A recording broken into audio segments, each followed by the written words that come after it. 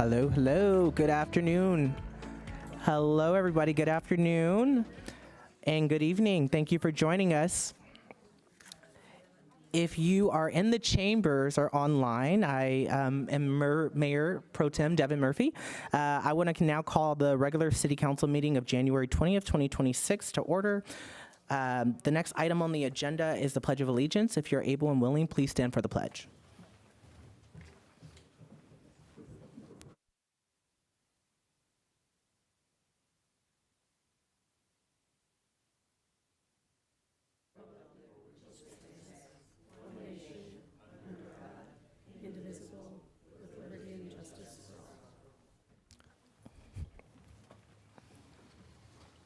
All right, next on our agenda is item number 2, the land acknowledgement. Before we begin, we would like to acknowledge the Ohlone people, who are the traditional custodians of this land.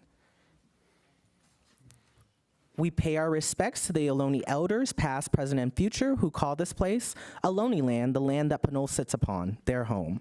We are proud to continue their tradition of coming together and growing as a community, and we thank the Ohlone community for their stewardship and support, and we look forward to strengthening our ties as we continue our relationship of mutual respect and understanding.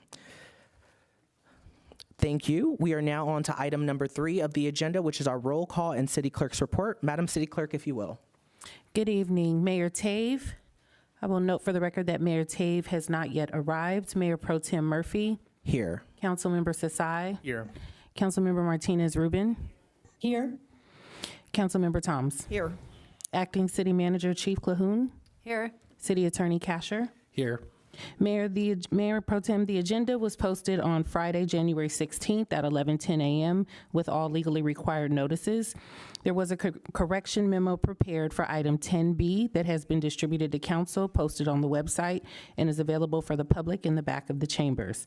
Written comments were also received in advance of the meeting, and they have also been distributed to council, posted on the website, and are available for the public in the back of the chambers. Does the council have any conflicts to report on our agendas tonight? Seeing none, that concludes my report. Thank you. Thank you, Madam City Clerk. There are no closed session items this evening for item number 4. So that does bring us to our next item on the agenda, which is item number 6, this first citizens to be heard section. Madam City Clerk, are there any public comments? Yes, we do have several in chambers. We'll start with Ann Moriarty, followed by Margaret Galehouse and Jane Casa. Apologies if I mispronounced. Thank you. There we go. Put it right there. Good evening to the council, to staff, and to the public. I'm here on behalf of the pollinators, and pollinators are important to Pinole, both native pollinators such as bumblebees and hummingbirds, and non-native pollinators such as honeybees. And so to address the decline of native pollinators, the city is collaborating with the Pinole Garden Club and the Friends of Pinole Creek Watershed on the Pinole Pollinator Pathway Project, which I have right here. And the first native garden installation on city grounds will be on February 7th at 10 a.m. at Fernandez Park, and we hope that you will join us. Thank you so much to Andrea and to Maria for their support and their work in this together. Regarding honeybees, backyard beekeepers have been at the forefront of establishing a healthy population of honeybee hives, which are also important in pollination. However, the Pinole Municipal Code has effectively blocked most Pinole residents from keeping bees. The code is in urgent need of updating, and I reached out to staff a year ago and learned that there was not bandwidth to address this update. I checked in again mid-year 2025 to learn the same thing. And so here we are. A group of us local beekeepers sent council and staff communication with more complete details and references. Our hope is to make progress on this issue so that Pinole can be an environmental beacon in Contra Costa County. We provided various models and examples of other Bay Area cities to support the discussion. we ask you to agendize a request for staff to address this update to reflect current best beekeeping regulation by transitioning to a nuisance mitigation model, or at the very least, code that will not block Pinole citizens from keeping bees. We are happy to work with you and staff on this matter. We thank you so much.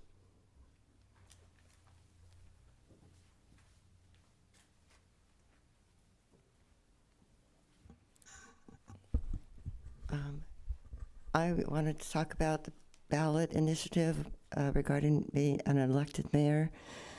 I've not done this before, so sorry if I just want to say that I feel that whether you're in favor of having an elected mayor or not, I feel it's irresponsible to spend $25,000 on a special election to decide the issue that should be decided done at a later time.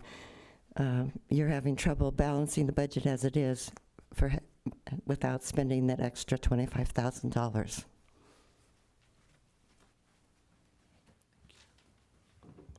Thank you, Madam City Clerk. Do we have other commenters? Yes, this is Jane Casa. Oops. Yeah, I agree. And I love the city of Pinole. We have a lot of things that we need to accomplish in Pinole without incurring spending that is completely unnecessary. I think it's inappropriate, given the small size of the city of Pinole, to even consider having a full-time paid mayor. I certainly would want to know, if that ever did get on a ballot, how that mayor would accomplish things, save money that would actually pay for the salary. I see it as being something that would drain us more of money, and you'd come and ask the citizens for more taxes. So I hope you won't put that on the ballot. Thank you. Next, we have Jennifer Horn, Mark Zimmerman, and Debbie Long.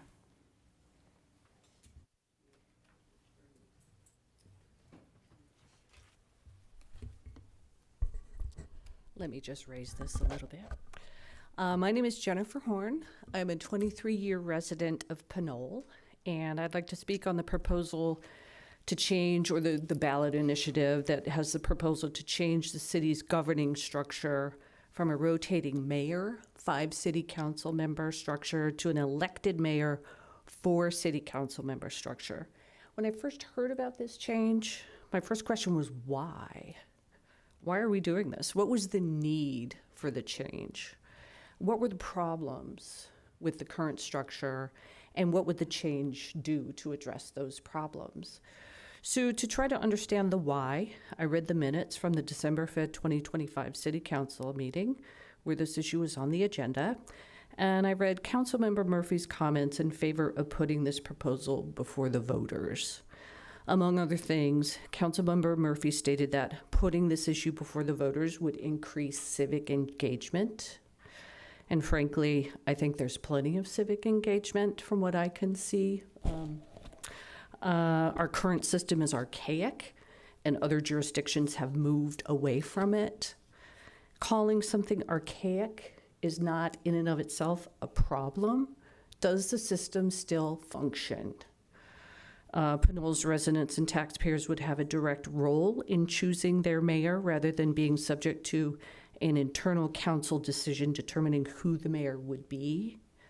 And frankly, Pinole's residents and taxpayers already have a direct role in choosing the mayor. They've known for the past 100 years at least that when they vote for a particular city council member, they are also voting for that person as mayor.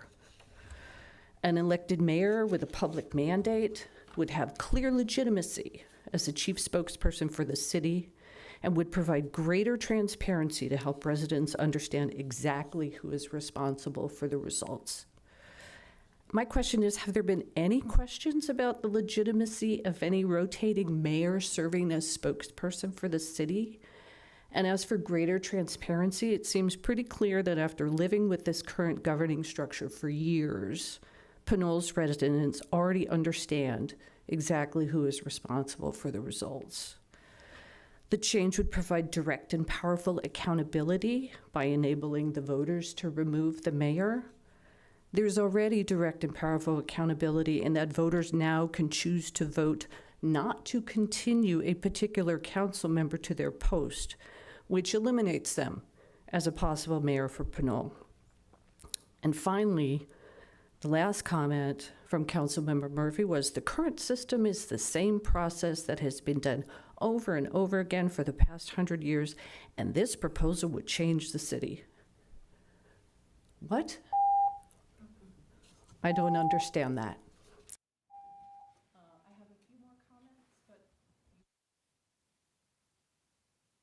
We usually give 3 minutes per speaker. That was your 3 minutes. Should I sign up For a different item? You can make public comment on any item on the agenda this evening. This is a space for you to make comments on items that are not on the agenda, which you've done. Yeah, and there's another section to make those comments. Yep. And those are for folks who haven't, those are for folks who haven't made a comment on the citizens to be heard the first time. Okay, so it's one time only, 3 minutes. Yes, ma'am. Okay. And just to reiterate, you can speak for 3 minutes on any item on tonight's agenda, in addition to the 3 minutes you've just been given today for citizens to be heard. Thank you. Thank you. Next item, next public commenter. Mark Zimmerman, followed by Debbie Long. Good evening. I would like to comment regarding the elected mayor ballot proposal that was initiated by council on December the 2nd. It was asserted that the ballot measure is about democracy. It is not.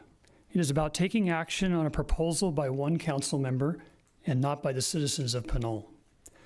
If you were truly interested in the democratic process, you would do polling before spending a dime on a ballot measure, but that was nixed in order to rush to make the deadline for the June ballot. You have done the opposite of a democratic process. You have endorsed the ballot measure without community notice or involvement.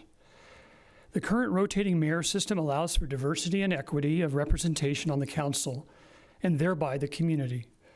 By limiting the mayor's individual authority and duration of service, the system diffuses political power across the entire council, making it harder for special interests to exert influence over a single individual.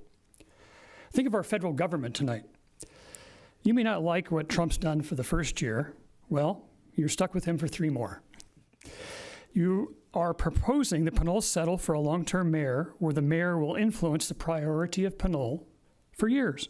The current system promotes a dynamic council and fosters a more collaborative and team-oriented council environment. It is not archaic, as asserted by a council member. 75% of the cities in Contra Costa County have a rotating mayor, and it has worked well. 5 cities have an elected mayor, but those cities are 2, 4, or 6 times as large as Pinole. This is a case, in my mind, of misplaced priorities for our small city. We need to focus on the vacant city manager position, give our police force a contract that they have been lacking for 7 months, and focus on fiscal responsibility. This ballot measure will cost the city, starting out, $25,000, in addition to staff time, consultants, and legal experts, with the new mayor most likely wanting a mayor's salary, pension, and travel budget that are competitive with other elected mayor cities.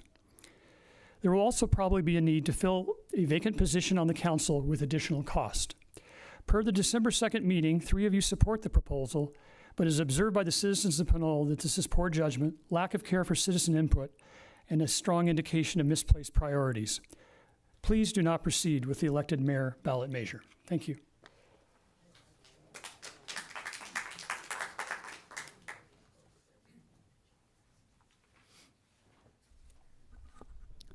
Good evening, Council. My comments are also in relationship to the elected mayor as proposed. It is my opinion that elected council members serve all the people properly and effectively. Having an elected mayor would give the perception one person has more power than the other council members. This was expressed at the December 3rd meeting when a council member said the mayor would be responsible for making decisions on public housing, transportation, etc., and that alone would have the mayor as one person being held responsible directly to the people. Sounds to me to be as a power grab to shoulder up an ego. Another argument was that it strengthens leadership. Actually, an elected mayor, as argued by the council member, has just the opposite effect. It is trying to delete leadership roles from the rest of the council, who we already elected to perform some of those roles in serving the entire community. And furthermore, an elected mayor might actually dilute representation. If a mayor was elected with, say, 36% of the vote, then they are really representing the entire community. That's not democracy in play. It is silencing the rest and the majority of the community. That is why the beauty of a 5-person council most fairly represents democracy, since there are more people to share the number of votes and more likely to represent the overall population. And one other comment to wrap it up for tonight, it was also said that a rotating mayor is archaic. It's already been mentioned. A new buzzword, I think. 2/3 of cities in California have rotating mayors, and those that have elected mayors are vastly larger population than the city of Pinole. For the new cry of democracy, we have no need for a king in the city of Pinole.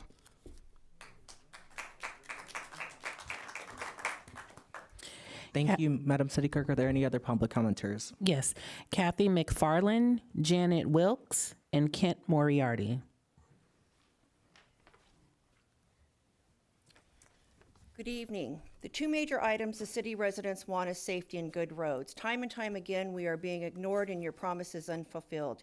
You're too busy being self-serving, such as wanting an election for a mayor instead of the current protocol we have in place that is working well. This constant 3-2 vote on many items has given us residents a loss of confidence of who is representing us. Maybe it's time for a few council members to be recalled. Here is another month gone without a police contract. Measure I was approved in November of 2024 and put in place April 1st, 2025. You've had 9 months of increased sales revenue and still nothing for our police department. Maybe these closed sessions on the matter need to be done in public so we can see who is actually working for our town. After reviewing our current impact fees collected and how we want to spend them in the upcoming years just shows us you're not here for the residents of Pinole once again. The majority of all it goes to city-owned properties. You don't have a dime going to our police or our roads. The city of Pinole needs to take care of Pinole. California's wham bam, I don't give a damn pro-housing agenda, which doesn't protect our community with all these all these projects you subject us to. So we put in our senior housing with little parking, etc., and now this has caused many new issues in surrounding areas and also many safety issues too. So now the city wants $390,000 from us just to the 3 areas to help correct the problem. This is the first of 3 similar major problems that will be presenting itself since we still have 2 big pro-housing projects with the same blueprints, Appian Way and Fitzgerald Drive. Also, the storm drain project that was supposed to be done prior to the senior housing has escalated to now over double the original projected amount, from $700,000 to approximately $750,000. I understand by talking with the department head that there was some issues with the contractor for the senior housing that increased this amount. So the city's lack of oversight rushing into all the pro-housing agenda will now be costing the city around $740,000. This is our city, and do right by our city. Tell California to stay out of our city and stop putting the financial risk on our residents. The city is migrating towards California's cleaner environment, so we now are making up proposals about gas stations in Pinole. Here we go again, going down California's rabbit hole with an unrealistic goal of all electric. It is all about balance and what the system can support and what the cost of operating that system. Well, if you look at your list of the 25 top tax revenue incomes for Pinole, 5 of those are for the city. Let me see. Let's just lose more. Okay, let me see. 5 of the gas stations are our greatest tax revenues. Let's just lose more income for the city. I guess changing current businesses into. Thank you, Ms. McFarland, and thank you for your written comment that we have as well. Next public comment. Janet Wilkes, followed by Kent Moriarty. Good evening, council, staff, Pinole residents. What jumps out at me, I want to talk about the elected mayor topic. What jumps out at me about this move to circumvent the input of Pinole residents is the clear attempt to consolidate executive power.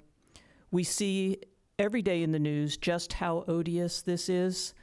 This has political ambition written all over it. Council passed on the opportunity to poll Pinole residents regarding their opinion on whether this elected mayor issue should be placed on the ballot. Council decided to spend $25,000 to put the question on the ballot without so much as a by your leave, Pinole residents. Then you decided to put the question on the June ballot versus the November ballot, that decision precluding polling. We all know that voter turnout for June elections is abysmal. I believe that is exactly what you're counting on. I have questions, and I challenge council to reply. What is the budget impact if Pinole were to move to an elected mayor structure? Every time a sitting council member wins a mayor position, that will either force a special election and the associated costs of doing that, or even more interesting, allow council to circumvent Pinole voters and appoint a council member to fill the position. Talk about consolidation of power. What is the fully loaded cost of a special election? What is the fully loaded compensation package that you propose to offer this elected mayor? Who among you plan to run for the position? Are you the same people rushing this through? Is the scheme behind the reason that Pinole has lost is this scheme behind the reason that Pinole has lost 2 city managers in such a short period of time? Were these 2 city managers a threat to council power? How much did it cost the residents of Pinole for council to drive out 2 qualified city managers? What were their severance packages? What will the cost be for a third recruiting process for city manager? What other budget priorities will be sidelined in order to meet the mayor's compensation package? Or will council propose a tax increase again? Why are you spending council time and staff time on this issue when there are other very pressing issues that need attention, such as roads, police contract, Measure I funding, public safety, and hiring another city manager? I challenge council to reply, and I have a last question. Do you have any intention of engaging with Pinole residents on the question of going to ballot for consolidation of executive power in an elected mayor position? Thank you.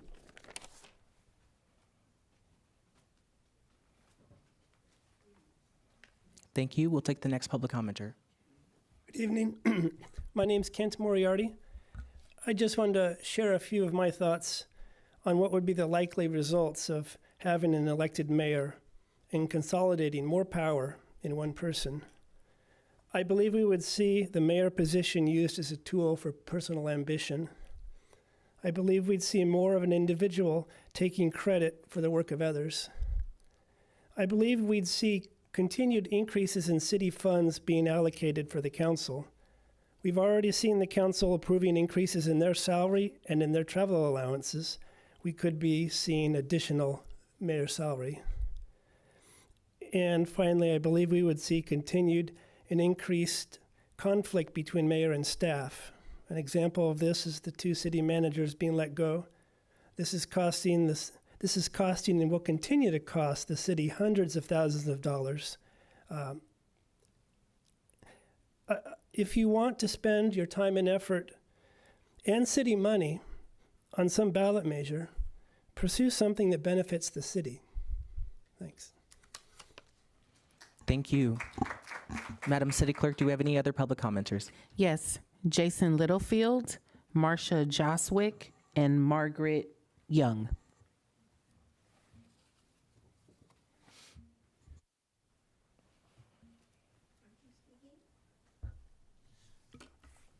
Let me get my timer so I don't mess up like I did last time. Start 3 minutes. Does Pinole need a mayor? So, a lot of people don't like to talk about this. There's a strong mayor, there's a weak mayor, and then there's a council manager setup. This is what we have here. This is not archaic. It's very common. It's very successful in lots of places. A lot of it depends on the members of the council. So one of the main things that I came across was in the minutes from the meeting of December 2nd, which I was not here for. Council member, an elected mayor would also provide greater transparency and help residents understand exactly who was responsible for results. And if the mayor failed to deliver, voters, not the city council, had the power to remove them at the next election, which was a direct and powerful accountability. That sounds good, except that the next sentence, that also sounds like a strong mayor attributes. They're responsible. But get this, the next sentence in the minutes says this change would not change the city manager council form of government. Those two contradict each other. Those do not square. You can't have a mayor who has to take all this accountability and not change the form of city government management. You can't say, we have the council city manager form of government and we're going to hinge everything on the mayor because the mayor might get hamstringed by the council. So that's just political fluff speak, unfortunately. Not on top of that, but in addition to that,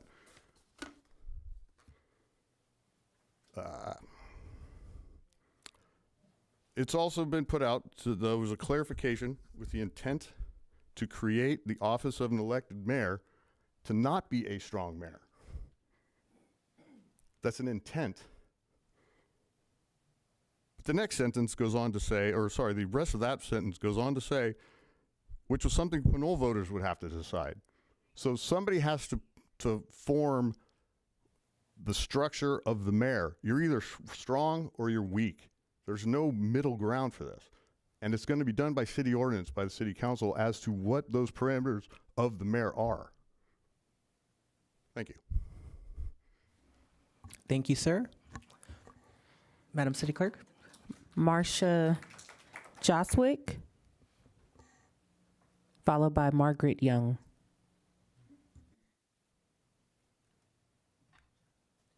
Good evening. I'm here to also comment on the mayoral election. I want you to know that I am opposed to the idea of having an elected mayor in Pinole. Cities of our size simply do not require an elected mayor, and the costs that would incur both this year and into the future are substantial. We also do not need a special election in June at the cost of over $25,000. I do not want my taxes to be used wastefully. I ask the city council members to stop this nonsense before another penny is spent. Thank you. Any other public commenters? Yes, Margaret Young, followed by Peter Murray.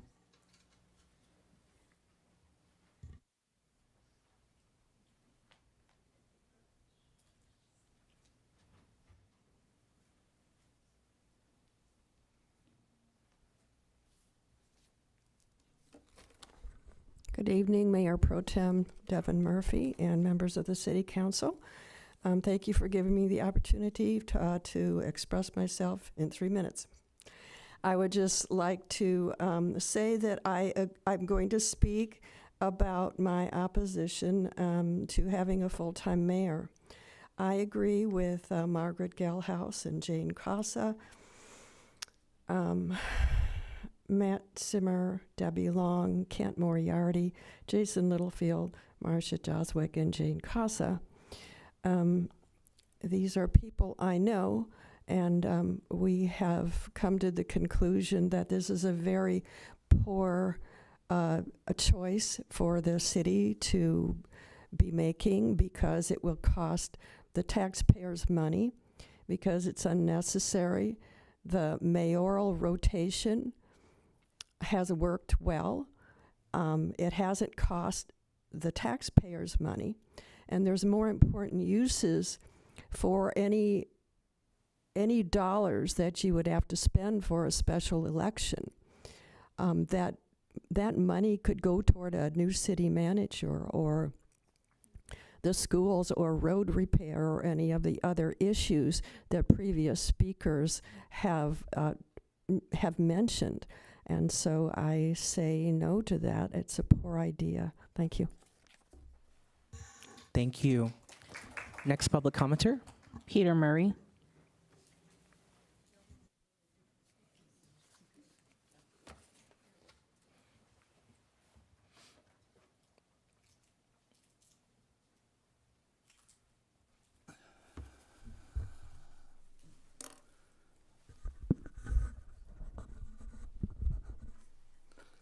Good evening. Good evening, Mayor Pro Tem, council members, staff. I've spoke on this before, the elected mayor. I think it's a bad idea. I think it's a waste of time. But I'm kind of would like each of you to think of this situation as an individual seat, not as a group thing or whatever. I don't know how that's transpiring, but you have to think of how this is going to affect you in the future if you are just a non-mayoral council member, and maybe take this into consideration, that once this occurs, it's more than likely that your position will diminish. The mayor, depending on personality, will step up and lead the conversation. What I've seen in the past is there's been mayors that have stepped into the situation, mostly likely, well, not most likely, they will consider this a step up in their elected position, and I more or less look at it as a leadership role that they've assumed the authority and the final decision making. I've seen this happen in the past. I've seen information that should get to the entire council not get to the entire council because the mayor decided they had to peruse the information to make sure it fit their agenda, and this is a likely potential outcome of this elected position. And my question is this really what you want to do? I mean, who are you appeasing with this? Why put your seat in that kind of a position where you're going to find yourself in a diminished capacity? Right now, you're equal, and you have equal say, and the public knows that. And the public knows that they can go to any one of you and get their position or their questions answered. But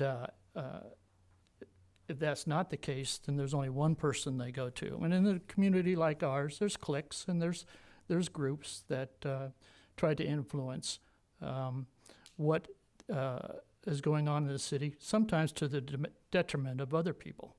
And that is something that's significant and happens. Am I done? Yes, sir. Yes, sir. Thank you so much for your public comments, sir. Sir, thank you. Madam City Clerk, are there any other public comments? Yes, Susan Wallace, followed by Nadine Robbins-Laurent.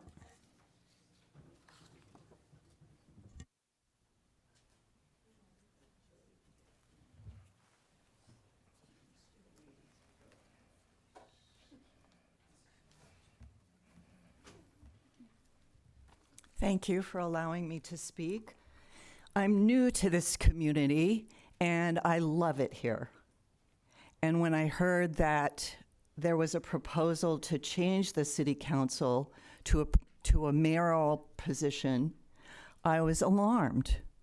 Where's the budget?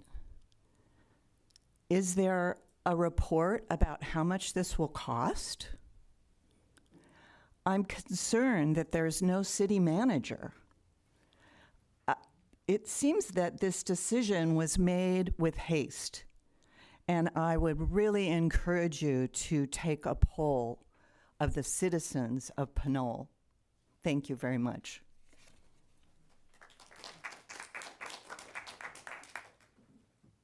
Thank you. Next public commenter. Hello, I'm Nadine Robbins-Laurent from the Pinole Artisans, and I am not here to talk about mayoral election.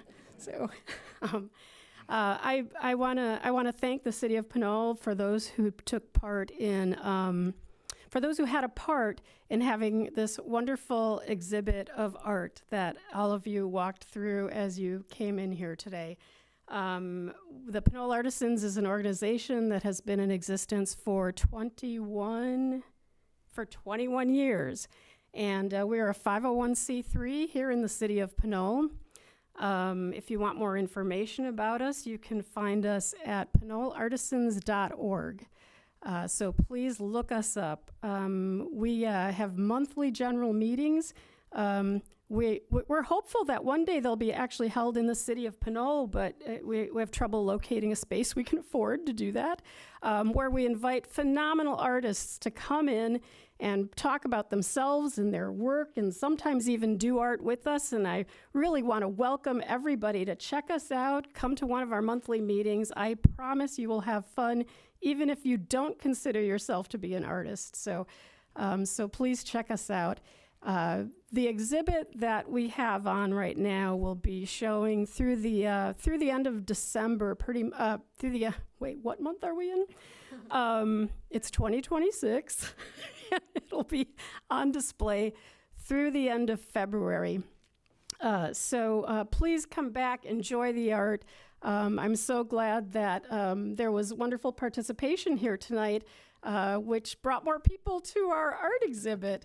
So I'm very grateful for that, and I just want to thank everybody that participated in making this happen. Special thanks to Praj. He did a phenomenal job helping us get this going, and also Kelsey Young did an amazing job collaborating with us on this. So thank you, everybody.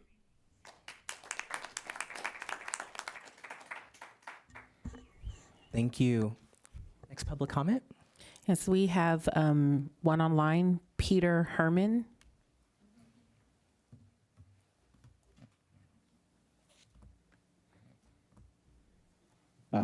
Okay. Hello. Can you hear me? Yes, go ahead.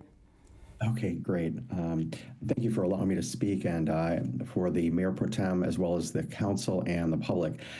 I would like to speak about the mayor proposal. I don't have a lot to add in terms of reasons to oppose the measure. I've been a resident of Pinole for approximately 10 years, and I think the main concern that I would have is that we don't have time to further develop the pros and cons of this. If I were to offer the benefit of the doubt to this measure and say, well, perhaps there could be some benefits to this type of model, what I would want to know from the proponents of the measure is, what are some additional benefits that are more concrete in nature that you could foresee? It seems to me that the benefits that have been laid out have been rebutted to some degree tonight, and that it would be appropriate to hear more proposals of what you might specifically want to accomplish if this were to be implemented. And we don't apparently have time to do that with the proposed timeline for this measure. So I would challenge the proponents of the measure that if this is something that you feel strongly about, that you go back to the drawing board and do some additional research and determine what it is you're really attempting to accomplish here that would be appealing to the citizens of Pinole and to the council, and position this in a way that is concrete, measurable, and convincing. So I don't want to attribute motives to anyone. I don't want to say it's a terrible initiative. I just want to say I haven't been convinced yet, and I just believe we need time to consider if this is the right thing to do. And I do want to also support and echo the comments that others made that perhaps this is not the time, because we do have many other priorities that are very important to the city at this time. So at this moment, yes, I'm opposed. And I just think perhaps this is something to be considered in the future with perhaps a better case to be presented. Thank you. Thank you. Next public commenter. Just double checking. Looks like there are no more public comments. All right. Well, thank you so much, everyone, both in person in the audience as well as online, for your engagement tonight.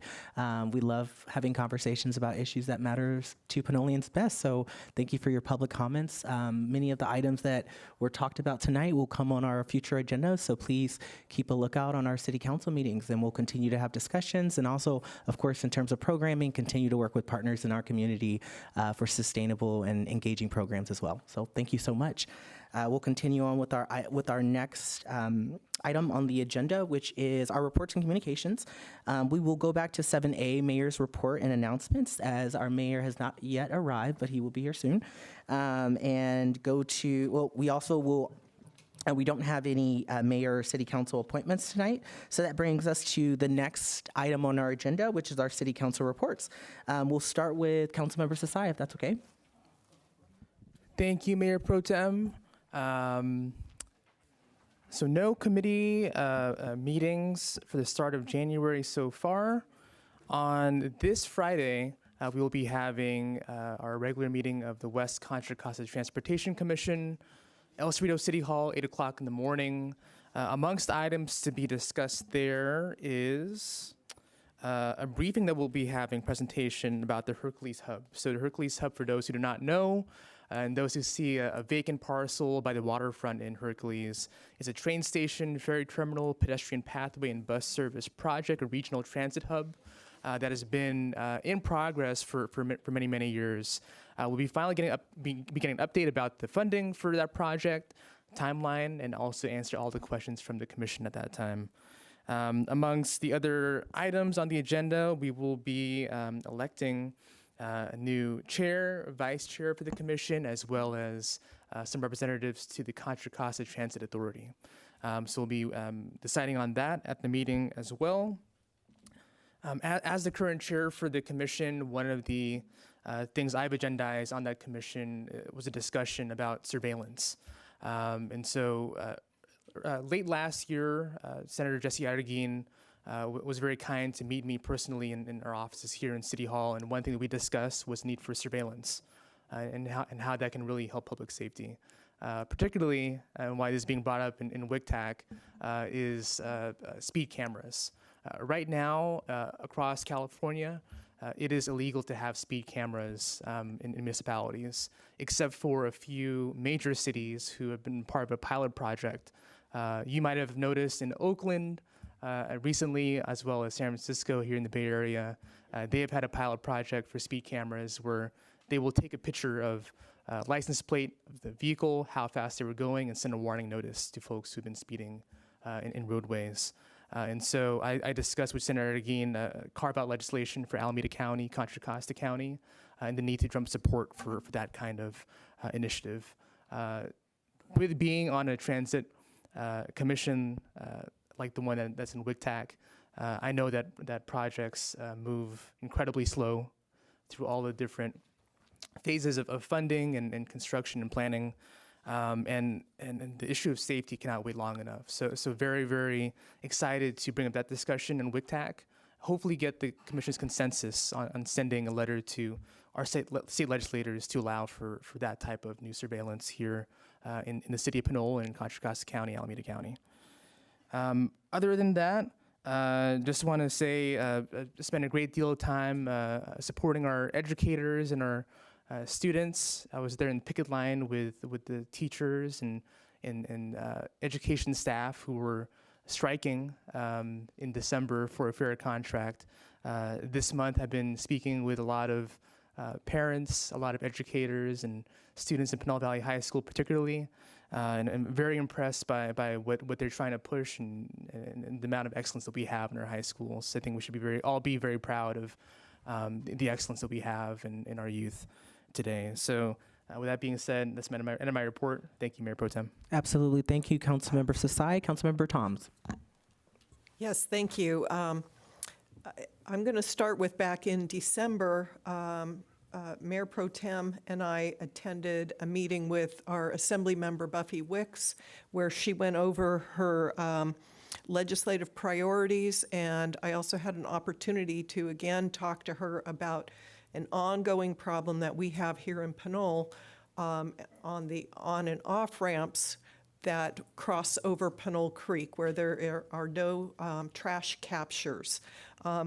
I've been able to bring this up with Senator Arguin and brought it up with Assembly Member Wicks. We currently do not have trash capture fencing that allows trash from the freeway to just flow freely into the creek. And we have requirements from the Regional Water Quality Control Board that calls for us to not allow that. So, that's a high priority in my book, and I aim to keep highlighting that with our electeds, because it's really Caltrans that is responsible for that. I attended the Mayor's Conference in Pittsburgh 2 weeks ago, and we received a presentation regarding a recycling program in central Contra Costa County. It was also announced that former Police Chief Bisa French, who retired from Richmond, is taking on the executive director position at the Family Justice Center. So she's transitioning into a very important role that serves our county. I attended the Bayfront Chamber meeting last week, and among programs coming up that are sponsored by the Chamber is the West Contra Costa Career Fair on February 18th.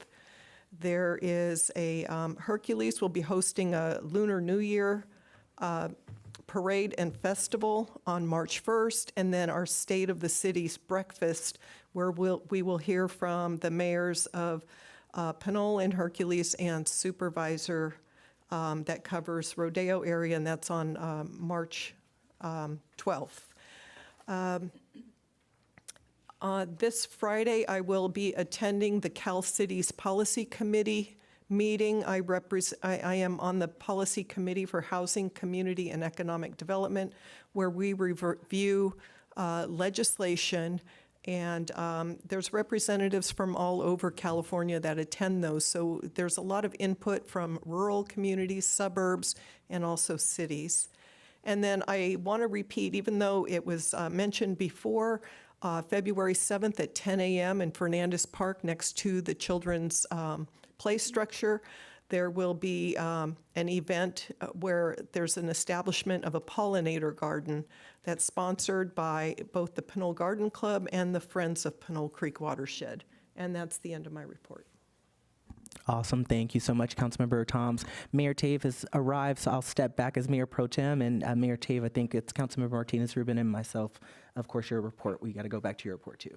Great. We'll just go to... so I have nothing to report. I'll go to Councilmember Martinez-Rubin. I would just say that, sorry I'm late. I was at work and then getting back over here. So to the public and to council members, sorry about that. But Councilmember Martinez-Rubin, if you can go ahead and give your report. Thank you, Mayor Cave. On January 7th, I met with City Clerk Bell Spears and Deputy City Clerk Stone as part of the Council Subcommittee on Council Procedures.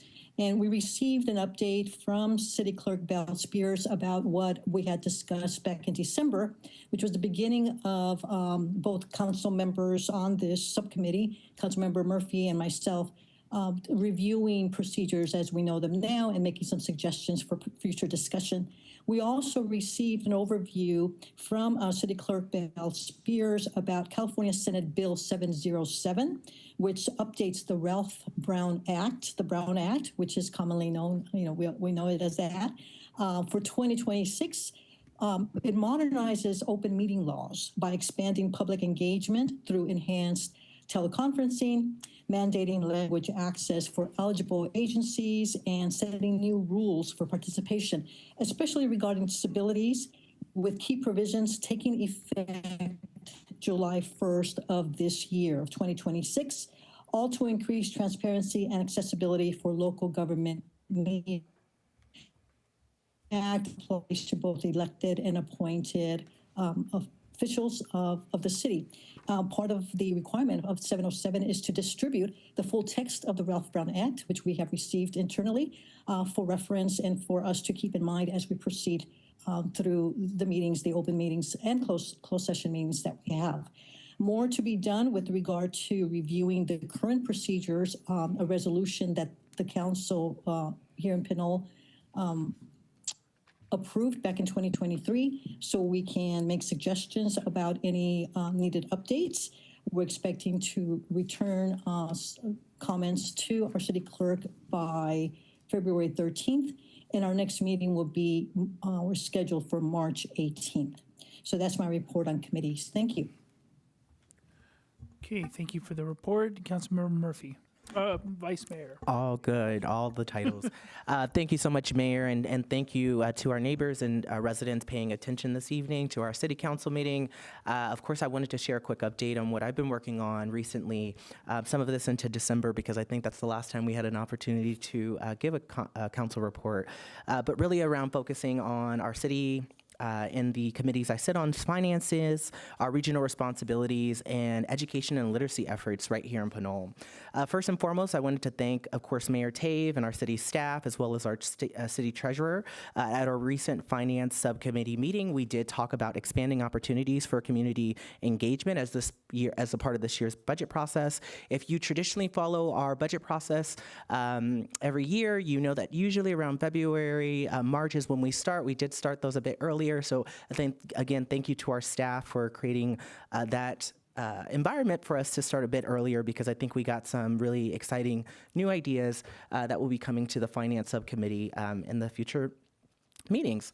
Why this really matters is, as you probably know, cities across California are also talking about their budgets as well right now. And so not only cities, but also public agencies that several of us sit on the committees of. And really our goal is to make that process and those processes more transparent and accessible, and of course reflective of community priorities, which we've done a lot of work, particularly in the city, to engage and expand participatory budgeting. But I do, again, want to extend a big thank you to our finance department, and incredible work also in launching the budget dashboard. Tools like that make a real difference, and so cities with public-facing dashboards typically do see increases in online engagement and stronger public trust. So again, congratulations. This is an important step towards making our city's finances easier to understand and easier to follow. Secondly, I wanted to give you a brief report about my service on the MCE board and our executive committee update. At the most recent MCE board meeting, the board officially approved our standing committee itself, as well as its members. While I will not be serving directly on the committee, I do continue to provide strong financial oversight as a full board member, as well as through my roles on the executive committee and chair of the technical committee. MCE serves more than 1.5 million customers across our 4 counties in Solano, Contra Costa, Napa, and Marin counties. And so decisions made at that level directly do impact the energy rates, certainly of those of Pinoleans, as well as infrastructure investments and long-term sustainable goals. If you've been paying attention to our work over the last several years, we actually as a city have gotten several hundreds of thousands of dollars from the agency of MCE for programs that we've started, but also infrastructure as well. So while we continue to, again, do a lot of work at the city level, it's really important that at the regional level, we continue to maintain that fiscal responsibility, but also technical accountability and remaining and ensuring that Pinoleans benefit from those services. And last but not least, I just wanted to, again, I know last year was very tough at the end of the year as it related to our school district and our education system. This year, one of my priorities is definitely working on our education and literacy initiatives. I look forward to working with Friends of Pinole Library to expand literacy efforts and support additional educational opportunities, especially while our library is closed down for reconstruction this year.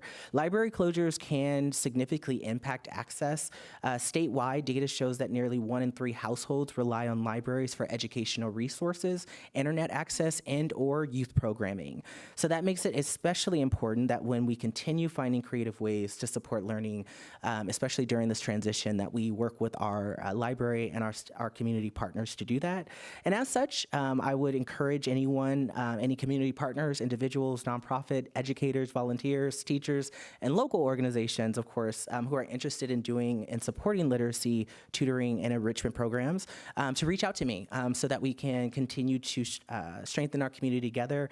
I do continue my quarterly tours of our school sites, which I really get excited about. It's a great chance for me to re-meet our principals and, of course, work with our teachers and our school trustee.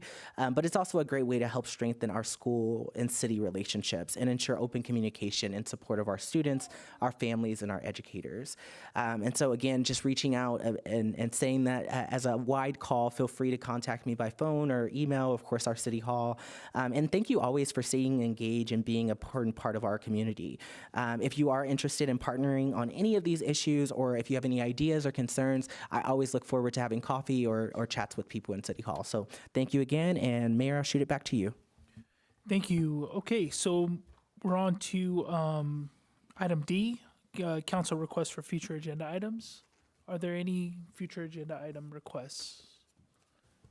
Councilmember Toms. Yeah, I would like to either have it return on an agenda or at least get a memo from our Community Development Department giving us a report on the ordinance for expanding beehives and pollinators and honeybees in residential areas and what that would involve. So I'm not sure if it's better just to get a memo back at this point to let us know what would be involved, or a full report. Yeah. Well, I'm wondering if we do the memo to council and then maybe go back to subcommittee to review the ordinance and then come back with recommendations. Yeah. I'm not too familiar with what other counties have been doing, but it might make sense for the subcommittee to go through that. Yeah, I think that's worthwhile. Okay, so memo, sorry. And then, yes, just, through the chair, so I think what you're referring to is the legislative subcommittee or Muni Code ad hoc subcommittee, or which committee would you like? I'm sorry, Muni Code. So that one no longer is. So we would have to put that back up. Municipal code? I thought it was no longer meeting. Active. I want to confirm, City Attorney. Through the chair. So yeah, we no longer convene the Municipal Code Update Subcommittee. But if there's an interest in bringing this forward, we could bring it back as a council level workshop. We could have the memo serve as the staff report, and the council could provide direction on the types of regulations you'd like to see in the ordinance, and then we could bring it back. Otherwise, the council can appoint a subcommittee to take on this one particular ordinance, and we could work with the subcommittee before bringing it back to the full council. Okay. No, I was just thinking about when we went through the ordinance regarding, I think people had roosters and chickens, and then there was a very particular amount of that you could have. So that's why I went to Muni Code. But is anybody, I mean, I guess I would ask Councilmember Toms, would you want to see a committee, or is the memo fine and then we? I think we can start with the memo to get an idea of what staff's capacity is and what would be involved. And maybe provide us with copies of the material that our resident provided to staff. And then, Chair, after memo comes back to council members, would we assume that it would come back to council as well in the form of presentation, or would Councilmember Toms have to make the? I think we would ask for it to be agendized. So you would ask in a future meeting to request the agenda item again after that? Gotcha. Okay. Thank you. Okay. Mayor, Council Martinez Rubin has her hand raised. Oh, sorry about that. Go ahead, Councilmember Martinez Rubin. Yeah, actually, I have a motion, and it is an agenda item request. So I would move that staff bring to council an update of the municipal code relative to apiaries and bees, so that it reflects current beekeeping practices and allows for regulations that support agricultural sustainability, while also protecting the health, safety, and general welfare of the Pinole community. And in so doing, we would be hearing about potential regulations and then considering those as council usually does in a hearing. And I'll second that approach. I'll second that motion. So I'm sorry, can you repeat that motion? Councilmember Martinez Rubin? Okay.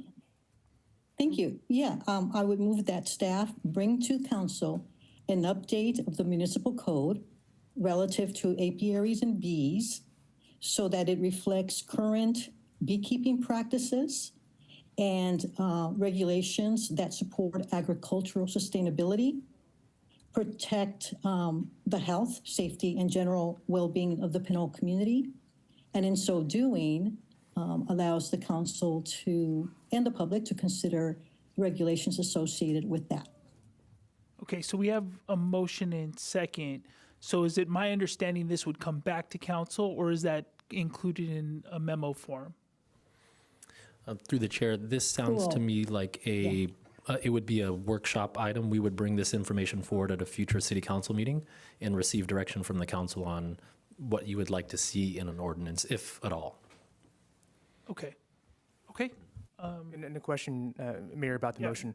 So just for clarification for Councilor Martinez Rubin, so in your motion, if I heard it correctly, you would like staff to bring back the update to the municipal code with the language already drafted, or are you asking for a council level presentation on this?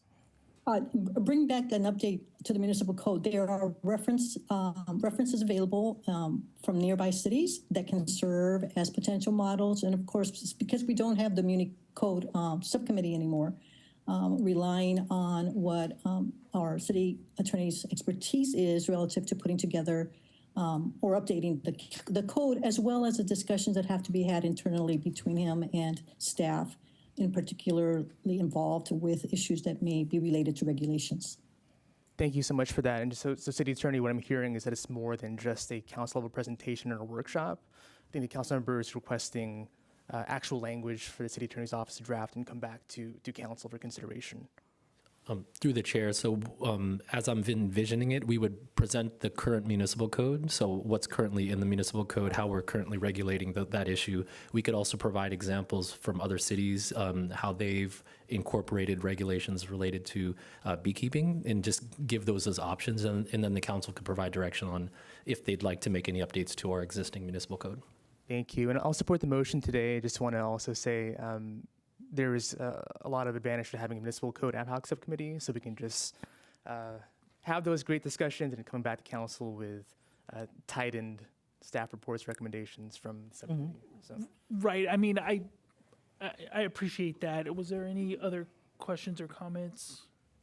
Councilmember Murphy? Oh, no, I'm fully supportive of agendizing this. I'm grateful for Councilmember Toms and, of course, Councilmember Martinez Rubin for taking the lead. I do notice that oftentimes, I've had suggested items that you all had concerned about staff time. It looks like you do have some urgency around this item, which is great. Perhaps we get it on the agenda as soon as we can, but I'm fully supportive of it. Glad to see that. Okay. I think we'll just take roll call then. Mayor Tave? Aye. Mayor Pro Tem Murphy? Aye. Councilmember Sasai? Yes. Councilmember Martinez Rubin? Yes. Councilmember Toms? Yes. Motion carries. Thank you. Thank you. Thank you. Any other future agenda items? I have none, Mayor. All right. Moving on. Seeing none, we'll move on to city manager report. I'm sorry. Next, we have a city manager report. Acting City Manager Chief Galoon. Go ahead. Good evening, thank you. I have a couple items to report. Earlier in the meeting, Ms. Nadine Robbins-Laurent already spoke of this, but I did want to highlight the art reception that we had at City Hall today, right before this meeting, that was hosted by the Pinole Artisans. I would like to personally thank the artisans for not only the exhibit that they've had in City Hall for the last couple of months, but also the reception that they hosted today. The city received 20 proposals for the city manager's executive search services, and the subcommittee has identified 3 top firms for the city council to interview at an upcoming date. Next, I want to talk about the Police Unity Tour. It is a 300-mile ride that honors fallen law enforcement officers, and we are very proud that Matt Avery, our retired acting chief of Pinole Police Department, is participating this year and riding in honor of fallen officers, including 3 officers who gave the ultimate sacrifice while serving the Pinole community, including Constable Arthur McDonald, whose end of watch was in 1929, Officer John Sellers, whose end of watch was in 1972, and Officer Floyd Bernie Schwartz, whose end of watch was in 1980. So we're very excited that Matt Avery is riding in the Unity Tour and particularly representing those officers from Pinole. And this Thursday, January 22nd, is our Road Repair and Rehabilitation Town Hall from 5:30 to 7:30 here in Council Chambers. It is a community presentation on upcoming roadway improvements and maintenance efforts. City staff will be here to share an overview of planned projects, funding, and timelines, followed by a brief Q&A session. Participants can join the meeting in person via Zoom or through live stream, which also offers multilingual translation and closed captioning. And then lastly, I just wanted to announce that I am moving the city manager office hours to Wednesdays from 3 to 4 p.m. starting tomorrow, and it will be on Wednesdays for subsequent weeks. Thank you. All right. Thank you, Acting City Manager. Last on reports is City Attorney report, City Attorney Cashier. Thank you, Mayor Tave. Really quickly, just wanted to note, in Councilmember Martinez-Ruben mentioned the recent legislation, SB 707, one of the requirements of which is that the city staff provide the City Council, then also committee and commission members with copies of the Brown Act. So we have a copy of the Brown Act here that we had printed out. So I'll be providing that to the council members here, and then also wanted to mention to all of our commissioners and committee members that we'll also have a copy for each of you as well. So I just wanted to note that, and that concludes my report. Thank you. Great. Thank you. Next are proclamations. We'll start with, let's see. We'll start with recognizing Police Officer of the Year. So honoring Andre Roberts as Pinole Police Department Officer of the Year 2025. Whereas Officer Roberts was raised in the city of Hercules, where he attended and graduated from Hercules High School and later earned a Bachelor's of Science degree in Criminal Justice from San Diego State University. And whereas Officer Roberts is engaged to be married and is a proud father of a 4-year-old son, with the second son expected to be born in April. And whereas prior to joining the Pinole Police Department, Officer Roberts served his community as a Hercules police explorer, worked as a property evidence technician with the Contra Costa County Sheriff's Office, and was employed as a building maintenance technician for the city of Hercules. And whereas Officer Roberts graduated from the Sacramento Police Academy in December 2018 and immediately began his law enforcement career with the Berkeley Police Department. And whereas Officer Roberts joined the Pinole Police Department in February 2020 as a police officer, where he has consistently demonstrated dedication, professionalism, and a strong commitment to public service. And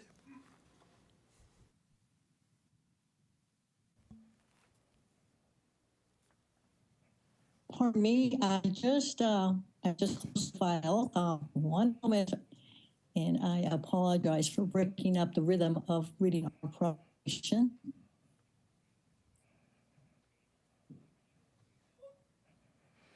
Okay, here we go.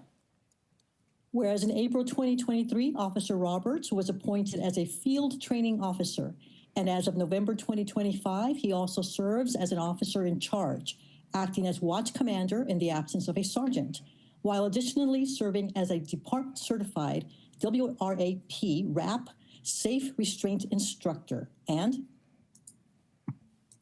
Whereas Officer Roberts' coworkers have consistently described him as dependable, knowledgeable, and selfless, an officer who leads by example and willingly supports both new and experienced personnel. And whereas Officer Roberts exemplifies the core values of the Pinole Police Department: honor, integrity, professionalism, and respect through his daily actions, leadership, and service to the community. Now, therefore, I, Anthony Tave, Mayor of the City of Pinole, County of Contra Costa, State of California, on behalf of the City Council and the entire City of Pinole, do hereby wholeheartedly join the Pinole Police Department in proffering this city's most deserved commendation to Officer Andre Roberts for being selected Pinole Police Department Officer of the Year, and encourage all residents to acknowledge and applaud his road to success and his outstanding contributions to our community.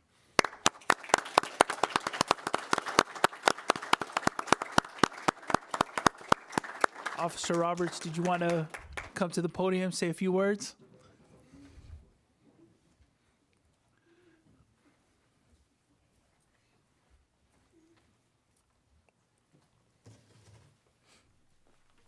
Hello, everybody.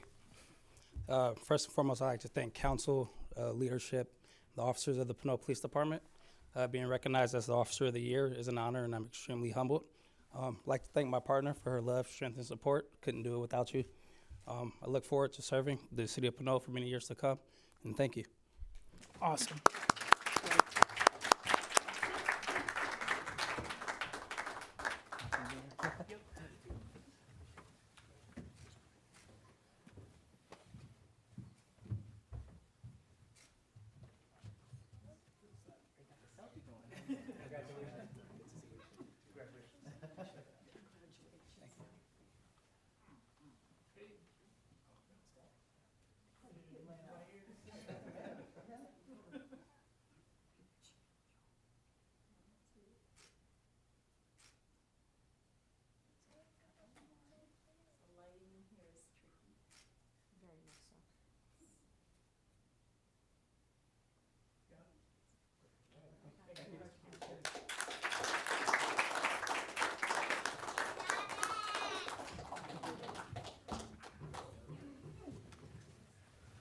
Right. Okay. Thank you again, Pinole PD and Officer Roberts. Thank you. All right, so we'll move on to the next proclamation honoring Captain Brian George as the 2025 Contra Costa County Fire Protection District Firefighter of the Year. Oh, I'm sorry. Do we want to do any comments? I was just going to say, Officer Roberts, before you leave, we'd love to get a picture of you and the firefighter of the year. I know you're busy. Give us 20 minutes. I'm just joking. It'd probably be less. Thank you, Mayor. All right, sorry about that.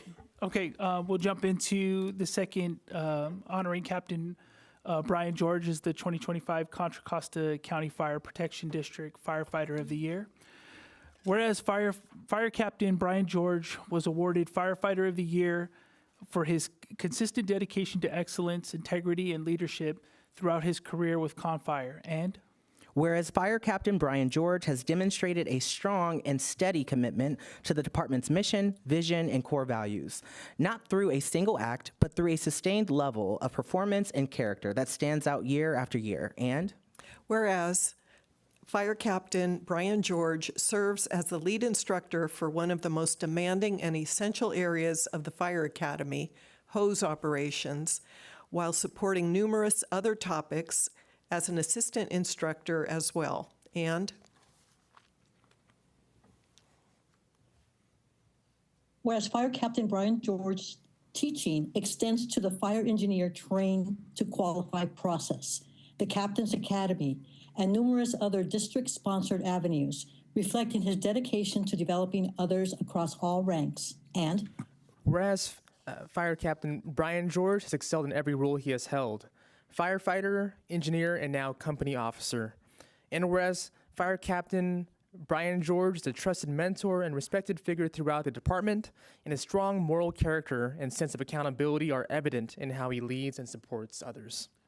now, therefore, I, Anthony Tave, Mayor of the City of Pinole, County of Contra Costa, State of California, on behalf of the City Council and the entire City of Pinole, do hereby wholeheartedly join the Contra Costa Fire Protection District in proffering the most deserved commendation to Captain Brian George for being selected Firefighter of the Year, and encourage all residents to acknowledge and applaud his road to success and his outstanding contributions to our community.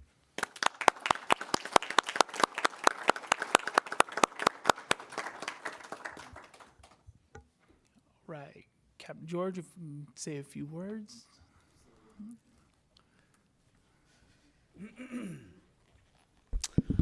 Well, first, thank you to the council's recognition and to Officer Roberts as well. I'm humbled and honored that you would recognize me, but I think I'm a proxy for your fire department today. You have the men up here of 73 and 74 who could very well be standing in this position right now to receive recognition for doing a consistent good job. The same goes from far out in Brentwood and Antioch to all through the central part of the county as well. I'm honored to receive that award on their behalf.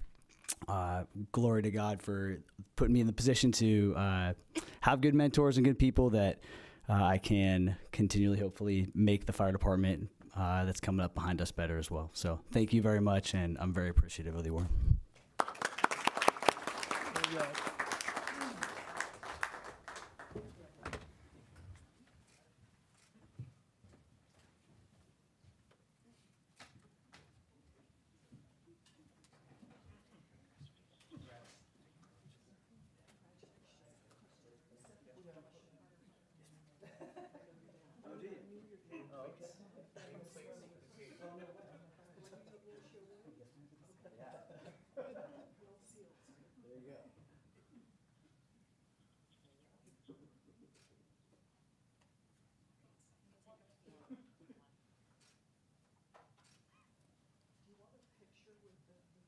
Oh, that'd be awesome. Yeah, we can get 73 and 74.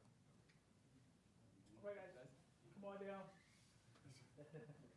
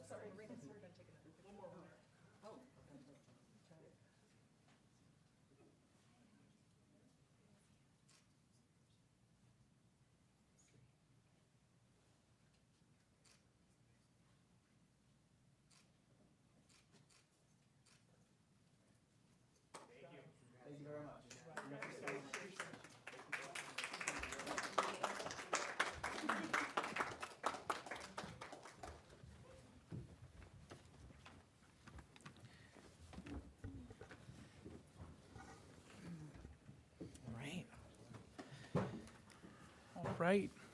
Okay, we got through proclamations, and thanks again to our public safety team. Let's see. So next on the agenda, sorry, was there any comments, council? Anybody? All right. Thank you. Awesome. So we'll move on to item B, presentations. Director Dwyer, please go ahead. This is the Globe Pinole presentation.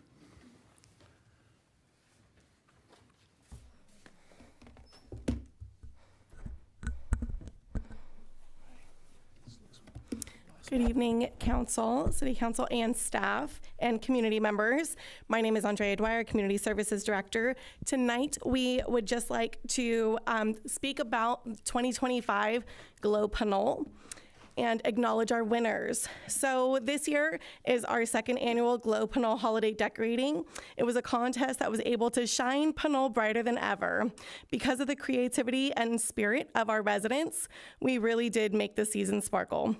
on our map that we used to show all of the addresses, we actually had over 5,300 views for that community map, which meant we'd like to think there were 5,000 people patrolling our streets with lights.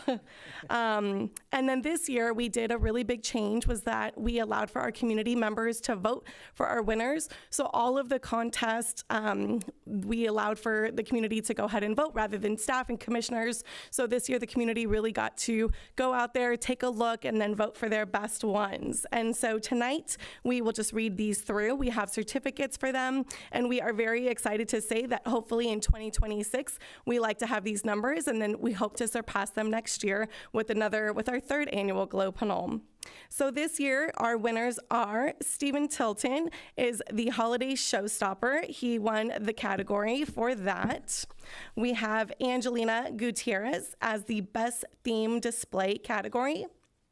Johanna Jimenez won the Glow and Go category. The Treasure Hunt Shop was the business, also awarded to Derek McKindles, who won for the Winter Wonderland window category. And then we also had our business of Mike's Appliances, also awarded for Mike Murphy for the Glow Getter Award category. And then House of Lilith Hair Designers won for the Dazzling Display Award category, also awarded to Angel Schneider. And those are all of our categories for our winners. So we did say we would give them council recognition. We did offer some to be here this evening. Not all could make it. So we do have their certificates available for pickup. But we want to thank you for your commitment and ability to also share this with the public. We do get feedback, and it's really nice to see people so excited to see their lights up, and people say that they're going out to buy inflatables and trinkets and decorations to really light up Pinole's yard. So thank you so much for your commitment and help to getting us out there. Thank you. Fantastic. Any questions of staff, comments? No? Mayor, I'll just, if I can, I'll just say, Director Dwyer, thank you so much for this program. I mean, this is our second year doing it. It's, for me, I think it's just so beautiful to see people come out and dazzle out their homes, and then for us to be able to travel to each home is just, I mean, it really sets the mood in terms of cheer for our community. It's hard to say what my favorite program is now in Pinole, to be honest, because your department, your team has done so much tremendous work at both enhancing some of the programs we have and then growing programs like Glow Pinole. And I just want to thank you. Thank you to your team for making that possible. There are still people in our community who struggle throughout the holidays, something I'm learning myself. And so I just acknowledge the work that your team is doing to make them a part of new holiday traditions, including voting on the most beautiful home they think is dazzled out, but also just setting the tone on kind of, the Glow Pinole, also in line with our holiday tree lighting. It just feels like Pinole is the place to be, or the place to visit at least, during the holiday season. So thank you for your team for doing that. Thank you. Of course. Councilmember Toms. Yeah, I want to thank staff for developing this program and for the second year of having it. I also want to congratulate the winners. I do need to step up my game for my house because I did participate, but there were definitely some that did a much better job than I did. So I got to step it up for later this year. Thank you. Thank you. Well, I did want to say thank you as well. This is a hit. And to Vice Mayor Murphy's point, I'm having a hard time finding out what's my favorite event because they're doing great. You guys are doing great. The kids loved it, and it became a thing. When are we going out to go see all the houses? I saw a few of my neighbors trying to compete as well, so I think it's catching on. I know my little Grinch and the little dog didn't work in comparison, but I gotta say I got into the spirit too to try to decorate a little bit more as well. So I think it's catching on. I think a lot of people are really liking it. So keep up the great work to you and staff. It's really great effort. Okay, so thank you for, we have public comment. Any public commenters? There are no public comments. All right. So thank you for your work. We'll move on to consent calendar item 9. Consent.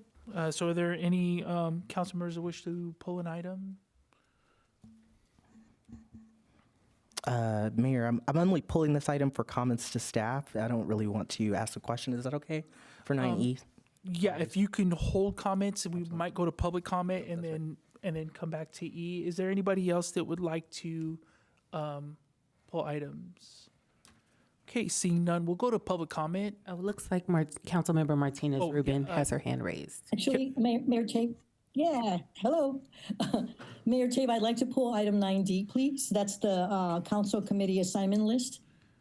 Okay, okay, so D and E, and then we'll go to public comment, and then try to get a vote for A, B, and C, and then move to D and E separately. Is that?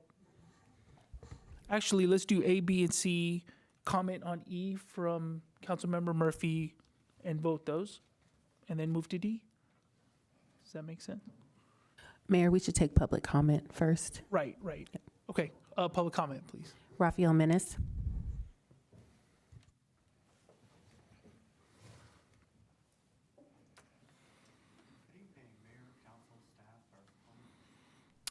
Is audio? There we go. Good evening, Mayor, Council, staff, members of the public. My name is Rafael Menace, resident of Pinole, and I have a brief comment on item 9C. Given the challenges a lot of people have in getting to the council chamber by 5 p.m. on Tuesdays, as you know, the mayor himself experienced this evening, would it be possible for the council to consider, as part of its schedule setting, adjusting the start time of council meetings back to either 5:30 or 6 p.m. to be more readily accessible to the public? Thank you.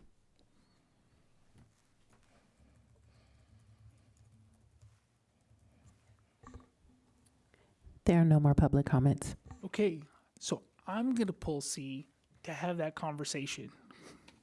Okay, so comment on E, Councilmember Murphy.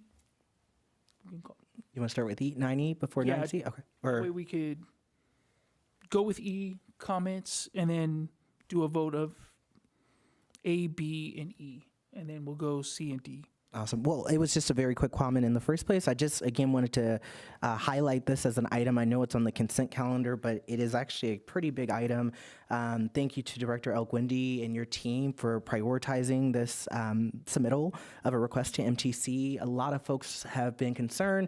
As many folks have been excited about the new developments we have on San Pablo Avenue, there have been some folks who have been concerned about pedestrian safety and certainly bicycle safety along San Pablo Avenue. And I think, you know, this resolution is also deepening our work, not just on pedestrian and bicycle safety, but also, again, ensuring that our roads are safe and repaved and moving the work forward. It's also a creative approach to getting new funding for our roads. And so I just wanted to highlight our staff for, you know, continuing to push our priorities as a city council, and this is one of those forms of representation for that. So not a question, just wanted to thank that. I know it's just in consent, but it deserved a little bit more amplification in what our goals have been. So thank you again. Okay, thank you. Looks like there are no other comments on consent. I'd like to ask for a motion for approval of A, B, and E. So moved. Okay. And second? Second. Okay. All those in favor? City Clerk. Aye. Oh, sorry. Well, no. We'll do the roll call. Sorry. I should have said roll call. It's okay. Thank you, Mayor. Mayor Tave. Aye. Mayor Pro Tem Murphy. Aye. Councilmember Sasai. Aye. Councilmember Martinez Rubin. Yes? Councilmember Toms. Aye. Motion carries. Thank you. Thank you, guys. This 3 meetings in. We're still getting the bugs out, so I appreciate everyone's patience. So we'll go to Councilmember Martinez Rubin. You asked for, I believe, item D to be pulled. Yes, please. So I'm looking at the staff report, and it's on page 63 of 516, where we have the assignments as we were nominated, times for the meetings, and I noticed a conflict. So I'd like to ask, this is what I noticed. Councilmember Murphy would serve as a delegate for Recycle More, and Councilmember Mayor Tave, you would serve as alternate. Recycle More that group meets on the second Thursday of the month at 6:15. The conflict is this, that if Mayor Pro Tem Murphy serves as delegate, his name also appears as alternate for the Western Contra Costa Transit Authority, or WestCat. However, WestCat board meetings are on the second Thursday at 6:30. We kind of touched on this, that we can't be in two places at the same time. And although it's an alternate position there, I'd like to ask Mayor Pro Tem Murphy to consider if Councilmember Toms is available to serve as alternate, if you would do so, Councilmember Toms, because of that conflict, just in case we would need to rely on an alternate, we being Delegate Sasai and myself. Mayor Pro Tem Murphy would not be available if he is going to be representing us on Recycle More as a delegate. Councilmember Martinez Rubin, you broke up a little bit there. Can you repeat that back again? You wanted, well, I was trying to keep track of it, but I'm sorry. There was a lot there. I'm wondering if you could give us that again.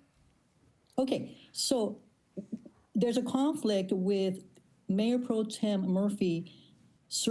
There would be a conflict with Mayor Pro Tem Murphy serving as delegate on the Recycle More board, which meets on the second Thursday of the month at 6:15, and also as alternate to WestCat, which meets the second Thursday at 6:30 p.m. So I'd like to ask Mayor Pro Tem Murphy to consider having that alternate position available to Councilmember Toms, if Councilmember Toms, you're up for that, in order to ensure that if Delegate Sasai and I on the WestCat board would need an alternate, then there actually would be a Pinole representative. Thank you for that. And Councilmember Toms. I am willing to serve as an alternate to WestCat. So can we hear from Mayor Pro Tem Murphy? Can you see time conflict there? As we see the times of the meetings and where you would serve as delegate and also alternate, that, you have to be in one place. And I will leave it up to you to determine where you would prefer, whether as delegate to Recycle More or as alternate to WestCat. And Mayor, I would support the item as per the staff recommendation as we discussed. So I don't have much more to say than that. Well, staff recommendation is to have you, Mayor Pro Tem, as alternate for WestCat, but it doesn't make sense to have that there. Should we need a representative as an alternate? Then we would not have. Then alternate A would be going to Recycle More. I imagine that's what you're anticipating would happen. Okay. If I can just comment, I think it's really important that Pinole has representation at these various bodies. So what that would mean is that if one of the council members serving on WestCat were not available, that Councilmember Murphy, Mayor Pro Tem Murphy, would need to be the alternate for that and depend on Councilmember Tave to take the Recycle More meeting. Right. And that's, as long as that's kind of the understanding. That's the understanding as the current council committee assignment list. Mm-hmm. Traditionally, these are, I don't know if this is the answers you all's questions. Traditionally, this is the time where individuals assess their own availability. I've been pretty great at ensuring Pinole has representations on the committees I sit on. I've brought that information back to this council time and time again. If you all have questions about those things, you can ask during my communications report. In terms as it relates to my timing and availability, those are not questions you actually need to ask. But that you have asked that, I have been pretty generous in saying this is okay as an assignment list, so Right, thank you. I think my only point was not necessarily your availability, but the alternate's availability to step up and cover recycle more. And if that's Thank you, the case, Councilmember then- Toms. yeah. I think Councilmember Martinez Rubin was asking about my availability for some reason. But again, I've gained the trust of this council to serve on these committees. Thank you. Councilmember Sasaki, go ahead. Thank you. I just had a general question Yeah. about some of the alternate, how this kind of structured with alternate assignments to committees. Is it possible to have for the boards where we have 2 representatives as delegates from the Pinole City Council to have 2 alternates? Or does that raise any Brown Act issues maybe with working out schedules, or has that ever been done in the past? Through the chair, so there's nothing that would prohibit that. It would just require a level of coordination between the alternates to decide who's going to cover. That wouldn't be a Brown Act issue, though. Gotcha. And then and maybe a question to Deputy City Clerk. It would be possible to amend the committee assignments list to allow for 2 alternates? Yes. Okay, interesting. Well, that's a change maybe to make in the future. I'd love to talk more about the logistics of that, but I'm just mentioning it because on WICTAC, CCTA, we have 2 representatives. We are actually exploring a bylaw update to allow for 2 alternate positions in the case that maybe both need alternates. So just putting that out there as a start to a conversation for the future. Thank you. Great. Okay. Item C was pulled to talk about our start time. I personally, at 5 o'clock, it's a little bit difficult. I've noticed the chamber also filling out, from time to time, depending on issues. I personally would like to suggest a 5:30 to 6 o'clock time. I did have a conversation earlier with the acting city manager as to allowing for a break for dinner, for example, or just a chance to stop your daily duties at city council or at work, have some type of break, and then roll into a council meeting. So for me, I would like to make that suggestion that if the council's agreeable to a 5:30, 6 o'clock time for start, and would like to open for discussion amongst council members. Councilmember Sasai. Thank you, Mayor. Just my experience in this meeting, I had a meeting that ended right at 5 o'clock p.m. And I think that's the case for a lot of folks who are working and on the council as well. Only thing, though, is that we may not get to as many council agenda items as we might have with the 5 o'clock p.m. start time. Couple that with maybe a very long closed session with maybe 3 or 4 items. We'll be up here at 11 p.m. asking to keep extending the meeting. So that's my only consideration. Yeah, I definitely have to think about that. Thank you. Do you have a comment? Yeah, I have the same consideration, is that we have a lot of items that are discussed, and it would just mean pushing the meeting to a later end. Okay. Vice Mayor Murphy. Yeah, I'm open to either. I know we had this conversation as a council before. I think Councilmember Sasai was not here during that time. This would warrant, if we do change the time, we do have to go through the municipal code. And so I think that's a piece of this item that's not necessarily, well, it's in the staff report, but again, approving this item, we still would want to probably come back and have a change of the municipal code just to follow our law. So outside of that, in terms of the time, I would prefer the 5 p.m. We talked about that as a way to just kind of ensure we had enough time and aim to get out by appropriate time. But again, even if we go later, I'm more than likely going to be here, so it doesn't make a difference in my time on the council. I think we've been doing great thus far, but I also understand, particularly, how most jobs are 9 to 5 for a reason. So getting here by 5:01 or 5 p.m. is challenging for some folks. So I get it either way. Okay. Councilmember Martinez Rubin.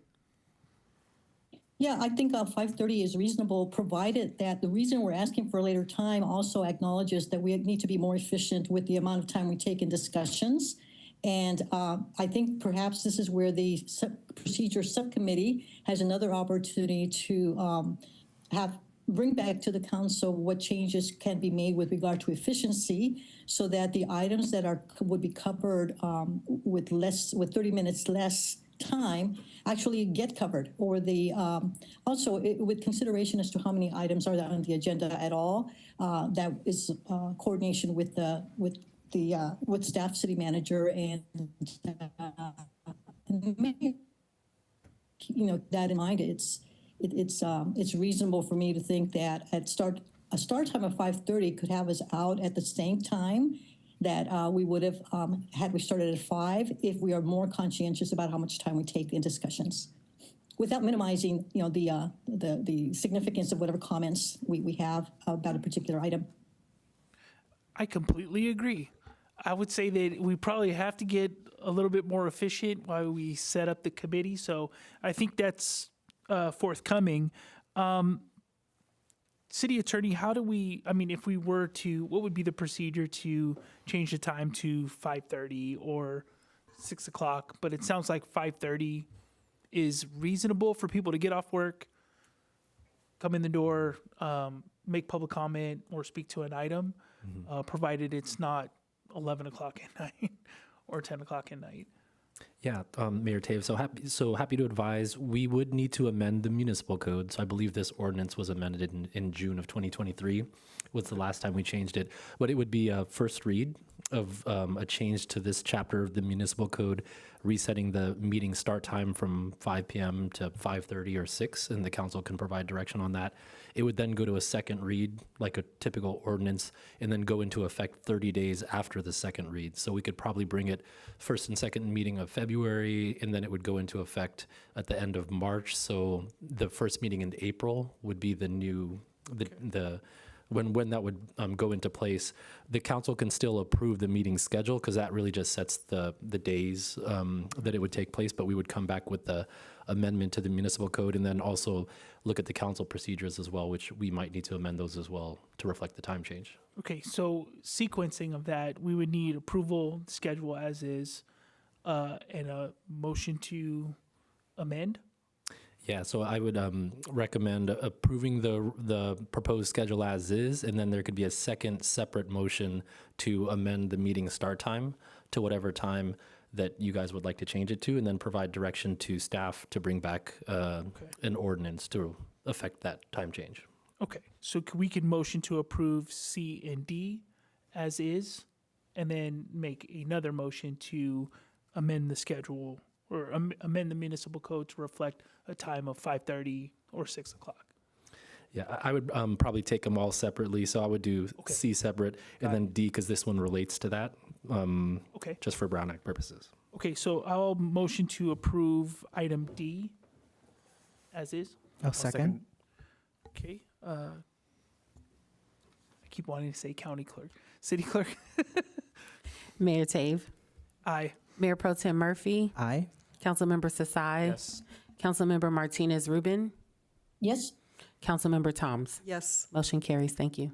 Okay, I'd like to make a motion to approve item C with an amendment to change the municipal code, or to amend the municipal code to 5:30 start time. Thank you. I'll second that, and just with a comment, I'll support this. I would like for us in the council, including myself, to, like you said, be mindful of our time commenting on particular items while still getting the point across. But I would hate to also see a very shortened agenda from time to time. So that's my only concern, but happy to explore that and see how it goes. Okay. If it doesn't work, we're always open to exploring different options in the next year when this comes up. Okay. And I'll second. Okay. City clerk? Mayor Tave. Aye. Mayor Pro Tem Murphy. Aye. Councilmember Sasai. Yes. Councilmember Martinez Rubin. Yes. Councilmember Toms. Yes. Motion carries. Thank you. Great, thank you. And we just approve C, or do we approve the whole thing? We approve the whole thing. Perfect, got it. Yeah. Okay, because I made an amendment. I just want to make sure that I got the order correctly. Okay, so consent calendar. I think we. Hold on, looks like there's some discussion.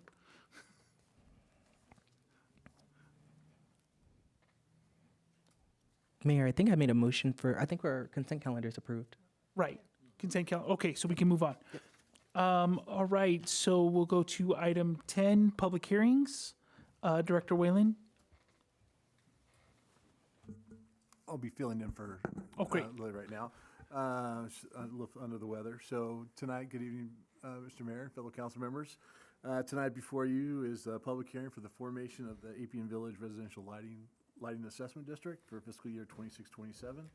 And this, of course, is your final procedure. Mayor, I'm so sorry to interrupt. I don't know if we can hear Director Enum. The mic may not be on. I couldn't hear you at first. I mean, I could hear you, but I couldn't hear you on the speaker. That better? That's much better. Okay, all right. Okay, perfect. Okay, I'll start over. Thank you, Mr. Mayor and fellow council members. Tonight before you is a public hearing for the formation of the Appian Village Residential Lighting Assessment District for the fiscal year 26-27. This is the final procedural step required under Prop 218. As you're aware, the proposed district includes all 154 residential units, parcels with the Appian Village subdivision. At this time, there is one property owner within the district. Notices and ballots were sent to the sole property owner, who also requested and approved a shortened notice and balloting period. The district, for everybody's knowledge, the district will fund the operation, maintenance, utilities, and repairs the public street lighting and traffic signal equipment located in the public right-of-way along Appian Way and Canyon Drive. These improvements provide both special benefit to the Appian Village parcels and also a general benefit to the public at large. The total annual cost is approximately $52,952. Of that amount, $33,000 is attributed to special benefit and would be paid through the assessment. The remaining portion represents general benefit and would be budgeted through the city's general fund and other funding sources, as with other traffic signals and lights throughout the city. Tonight, the council is asked to open the public hearing, receive any testimony, close the hearing and balloting period, and direct staff to tabulate the ballots. If a majority of the weighted ballots are submitted in favor, council may then adopt a resolution confirming the assessments and ordering their levy beginning in the fiscal year 26-27. This pretty much concludes staff's presentation. And if you have any questions, I'd be happy to answer any questions that you have. Okay. Attorney Castro, do we open the public hearing now, or do we take questions from council? We could take questions from council first and then open the public hearing. Got it. And then close it for comments from the council. Perfect. Okay. Are there any questions from council? I do have a couple questions. Yeah, Mayor. Pro Tem. Thank you so much. Thank you, Mr. Hannum, for the presentation and also the staff report this evening.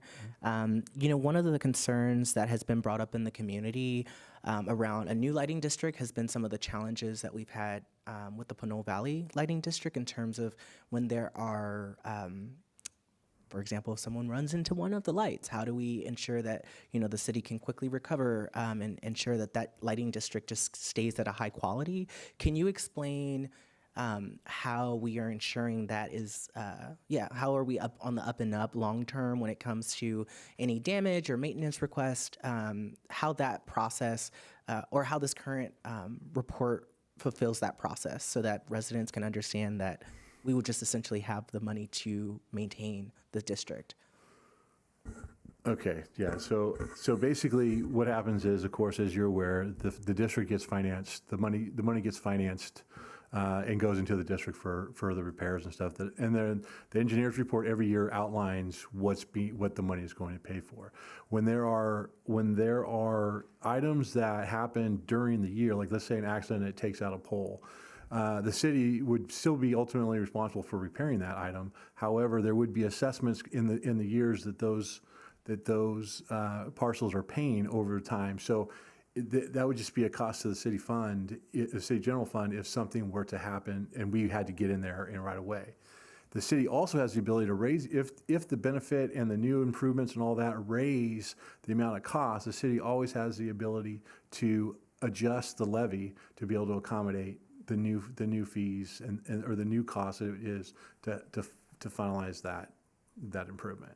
So that's how it kind of works in that regard. If something were to happen, we would fix it, and we would use the money and the assessment that's there. But we could also use general fund money to also repair it. But we're also still collecting revenues and assessments throughout the year to replace that. Gotcha. And the way I read the report last meeting, the engineer's report, and reading the report now, it seems like most of those costs are kind of 70-30. The parcels in the district are paying 70% of pretty much all cost, and then the city, at this point, the general fund is what I hear the staff is paying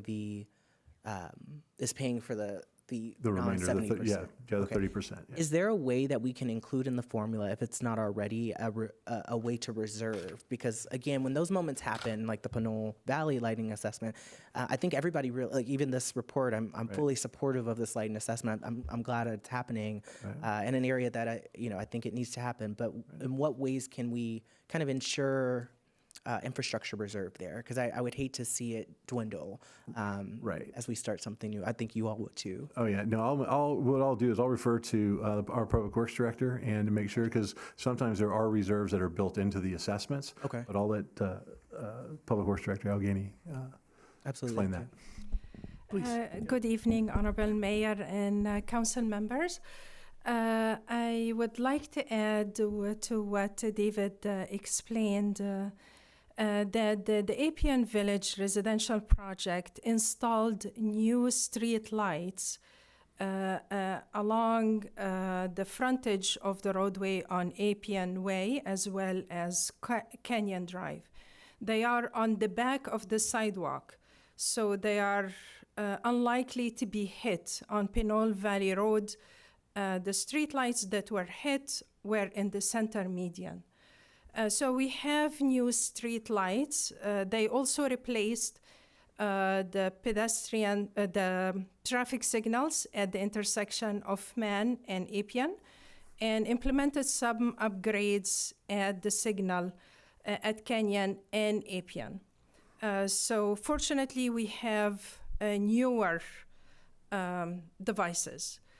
With that being said, the calculation of the share of the individual parcels take into account the maintenance activities as well as some funding for the capital replacement over time. It will probably take us some time before we need to replace these devices because they are newer, but the calculations take into account some reserves. Thank you. And in terms of the budget process for that, are we going to see those this is an assessment district, so this is calculated separate. So we'll see an annual report of this assessment district similar to the Pinole Valley Landscaping District. Is that correct? Yes, that's correct. And it will be increased based on the PCI or 4%. Okay. And just wanted to ask, I think we talked about it, Director Gwindy, already, but there are residents who are interested in lighting down Appian Way towards San Pablo Avenue. Obviously, that was not a part of the development agreement originally with Appian Village, but I was just wondering if that were something that the city would move forward, what cost would that be if you can, separate of what has already been assessed? I'm imagining that is not integrated into this assessment, correct? No, it's not, but we do have a council-approved CIP for street lighting upgrades, and each street light on an average would cost about $15,000.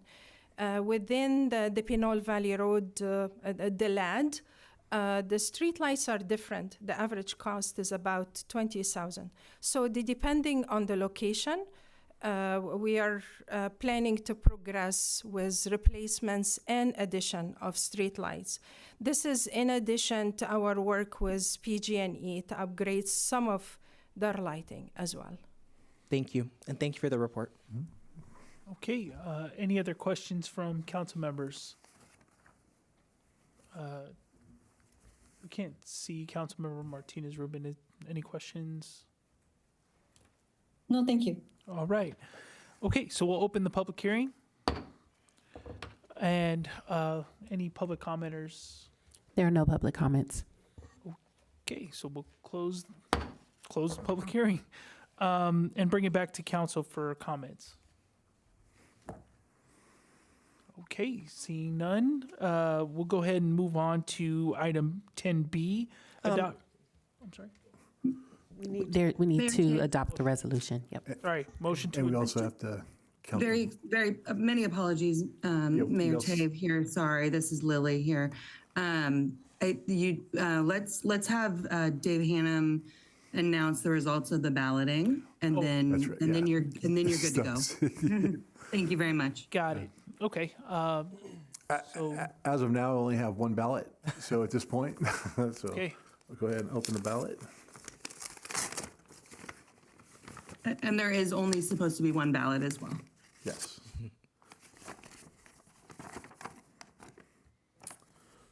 Ballot continues on the second page. It's very exciting. Yeah, how did they vote? They didn't check the box. They signed it, but the waiver, I'm assuming, Lily, the waiver allows them to. There should be a ballot with you. Yeah, there is. I'm looking at the ballot. They signed it, but they didn't check the yes or no. Is a representative in the audience from the developer? I don't think so, no. Okay. So I'm going to go to our city attorney. Yes, you are. Figure out what That to is do what next. I was going to recommend. Thank you. This. Through the chair. So we have been in contact with the property owner and developer. They're very much in support of this. So I think that's probably an error on their part, just not having kind of checked that box. That said, I think that we can just move forward, assuming that they were supportive. We could confirm that was their intent, unless, Lily, you're able to maybe contact them via email right now, and we could maybe postpone this item until after the other two items to see if they respond. But those would be my suggestions. I think that was probably an error. I think they're very much supportive of this. Yeah. I agree, Attorney Casher, that they have been very supportive of this Proposition 218 process and are in support of it. However, if you would like, I will do my best to get a hold of them right now. Another alternative is if you want to go ahead and approve the resolution on the assumption that they are supportive.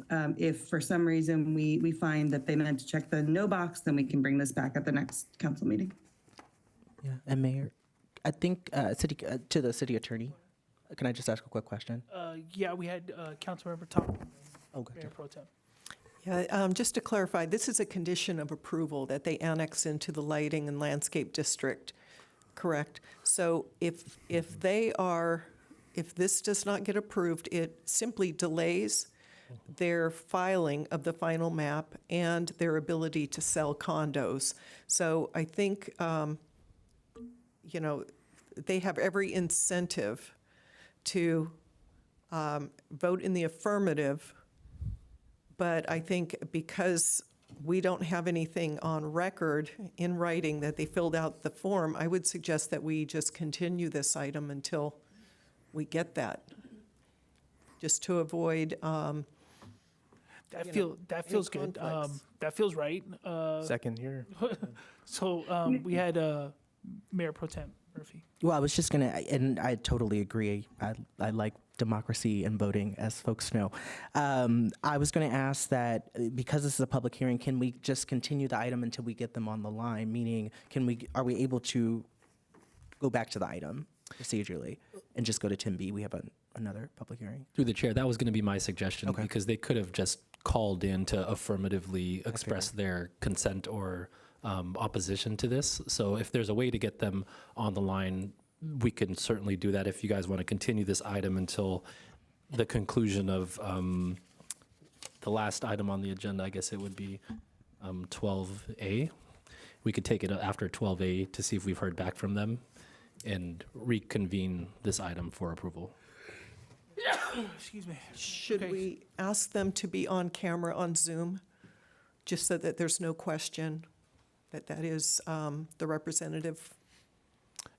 Sure, Director Whalen, if you're able to do that, that would be great. And just for full transparency, part of the reason I'm even suggesting this is because they were very adamant about this being approved, because this will delay their ability to go to sale. So if there's a way for us to accommodate, and again, it's just one property owner, they were very much supportive of this. So if there's a way to get them on the line, that would be great. Well, thank you for answering that. I noticed in the resolution, again, these are pending approval. They're part of the conditions of approval. So I would like to, of course, adopt the resolution, but I think it would make us all feel comfortable if folks were in the audience. So I'm happy to. I would love us to go to 10B or figure out next steps. So do we need to motion to take this after 12A, or we just manage the agenda that way?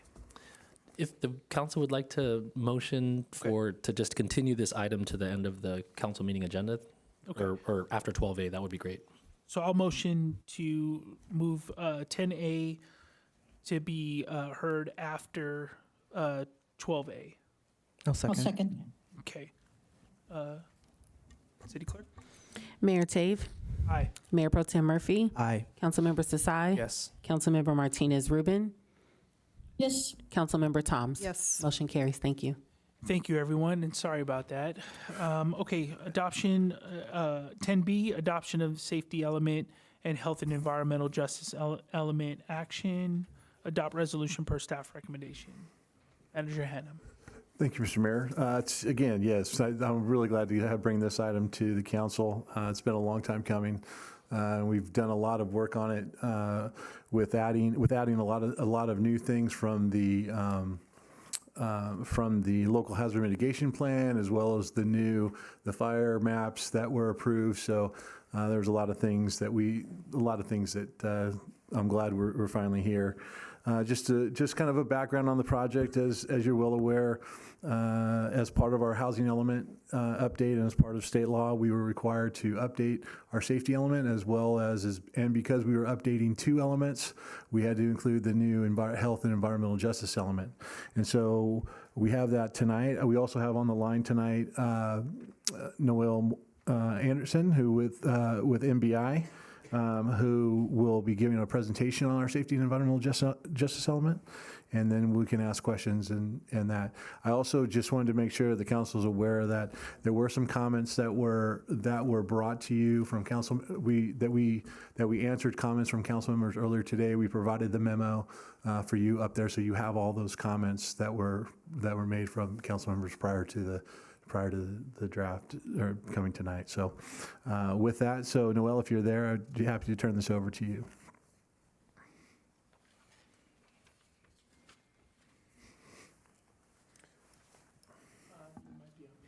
Yeah, she is on Zoom. Let me see if I can. Hey, can you guys hear me? Oh yeah, yep.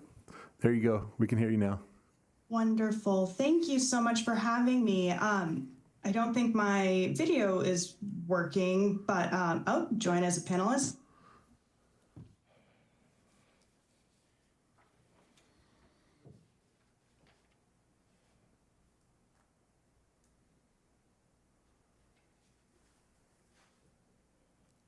And as she's doing that, is she here? Is she there? Are you there? Hi, everyone. Can you hear me okay? Perfect. There you go. Wonderful. Thank you. And then is someone driving the presentation? If I just say next slide, will that work? Yes. Perfect. Thanks. So we can go ahead to the next slide. Hi, everyone. My name is Noelle Anderson. I am the project manager from Michael Baker International on your safety element and your environmental justice element update. Going to go through a couple of items here. We'll cover the work program history on this contract, the statutory requirements of both the safety and environmental justice elements. We'll go through some content on both of the deliverables and then talk shortly about the received public comment thus far. But without further ado, we'll move forward to the work program history on the next slide. Go ahead and move forward one more. This work program was initiated in 2022, so those of you who were on council at that time, you might remember me and members of my team giving a couple of presentations to council and doing some community outreach at that time. This was a larger contract. It was primarily led by the housing element, as Dave mentioned.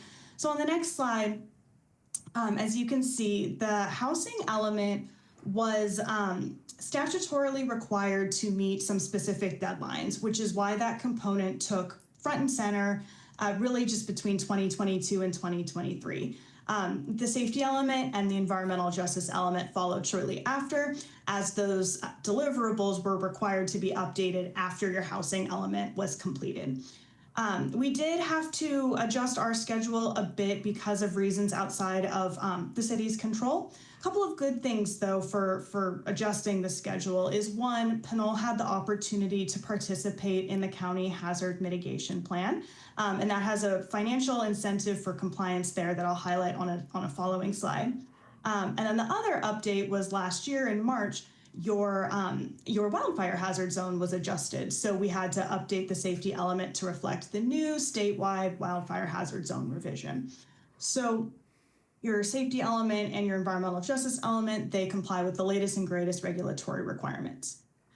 On the next slide, this is just a brief summary of all of the outreach that was conducted on this contract. As a coordinated work program, these outreach efforts were combined through multiple workshops, a virtual survey, and some council sessions back in 2022. We did bring the safety and environmental justice element to Planning Commission in September and did incorporate comments and feedback received by your commissioners at that time. Now on the next slide, we'll go through the statutory requirements on the safety element specifically. The safety element includes policies responsive to these natural hazards on the slide. Probably nothing surprising here. Those are those natural hazards we see most frequently in California: floods, earthquakes, wildfire. But since your previous safety element, the regulatory environment for safety elements has changed pretty significantly. So on the next slide, I won't go through each one item by item, but like I mentioned with the county hazard mitigation plan, that's in the middle of our slide, AB 2140. This is probably the most important compliance component of your safety element update. By incorporating this reference to the hazard mitigation plan in your safety element, Pinole would be eligible for 100% public assistance coverage should a natural disaster occur in Pinole. If you are not compliant, there is a 6% match required to achieve the public assistance funding. So 6% might not sound like a lot of money, but when you talk about disasters in such as like the Los Angeles wildfire, where there's billions of dollars of public assistance funding, a 6% match can be a significant amount of money. So by adopting the safety element tonight, you would be compliant and eligible for that 100% public assistance funding. On the next slide, these are the statutory requirements for your environmental justice element. These topics, objectives and policies where we are required to be responsive. I'll describe further on a couple of slides how we reorganize these specifically for Pinole. But inherently, this government code section on our next slide is implemented by SB 1000, which took place in 2018. So environmental justice elements are a new requirement in California, California general plans. So this is one of the first iterations of environmental justice for the city of Pinole. All right, and our next slide, all of our general plan elements follow a similar content organization. Starting with an introduction, we move into an existing conditions analysis discussing the current state of the city in the planning area before getting into a discussion on goals, policies, and actions that articulate future outcomes for Pinole. So on the next slide, our goals tend to be those more broad and aspirational statements. Policies direct the how we intend to achieve the goal. And then actions, it's pretty straightforward. That's our implementation measure for how we plan to put the policy into practice. And maybe it's a project or implementing a regulation or maybe outlining the specific timeline for the action. Now moving forward on to our safety element update. our next slide. So I did highlight the incorporation of the AB 2140, that 100% eligibility for public assistance is the most critical and the financial incentive for compliance on your safety element update. The other key updates I believe I mentioned, but I'll reiterate once more, we did incorporate the 2025 wildfire hazard zones, and we also did an analysis on access and evacuation routes in Pinole. And I have some slides with exhibits and maps to outline quickly too. On the next slide, we I'll explain this momentarily. So what we did for Pinole, the city's wildfire hazard maps, a little bit of a unique situation here where Pinole's previous maps had a significant area of very high wildfire hazard zone. But as you can see on the updated map, in the next slide, we show an increase in wildfire hazard zone in terms of acreage, but a decrease in the severity level. So you had a smaller, very high fire hazard zone and went to a larger wildfire hazard zone, but the category would be moderate instead of very high. So all this to say, the quote unquote good part of this regulatory change is that your safety element was written as if your zones were in the very high category.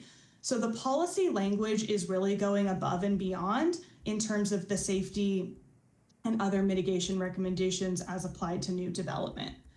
The other components on the next slide, following the wildfire component, the evacuation study, it helped assess the capacity of your city's roadway system and how that evacuation functions specifically from a land use perspective.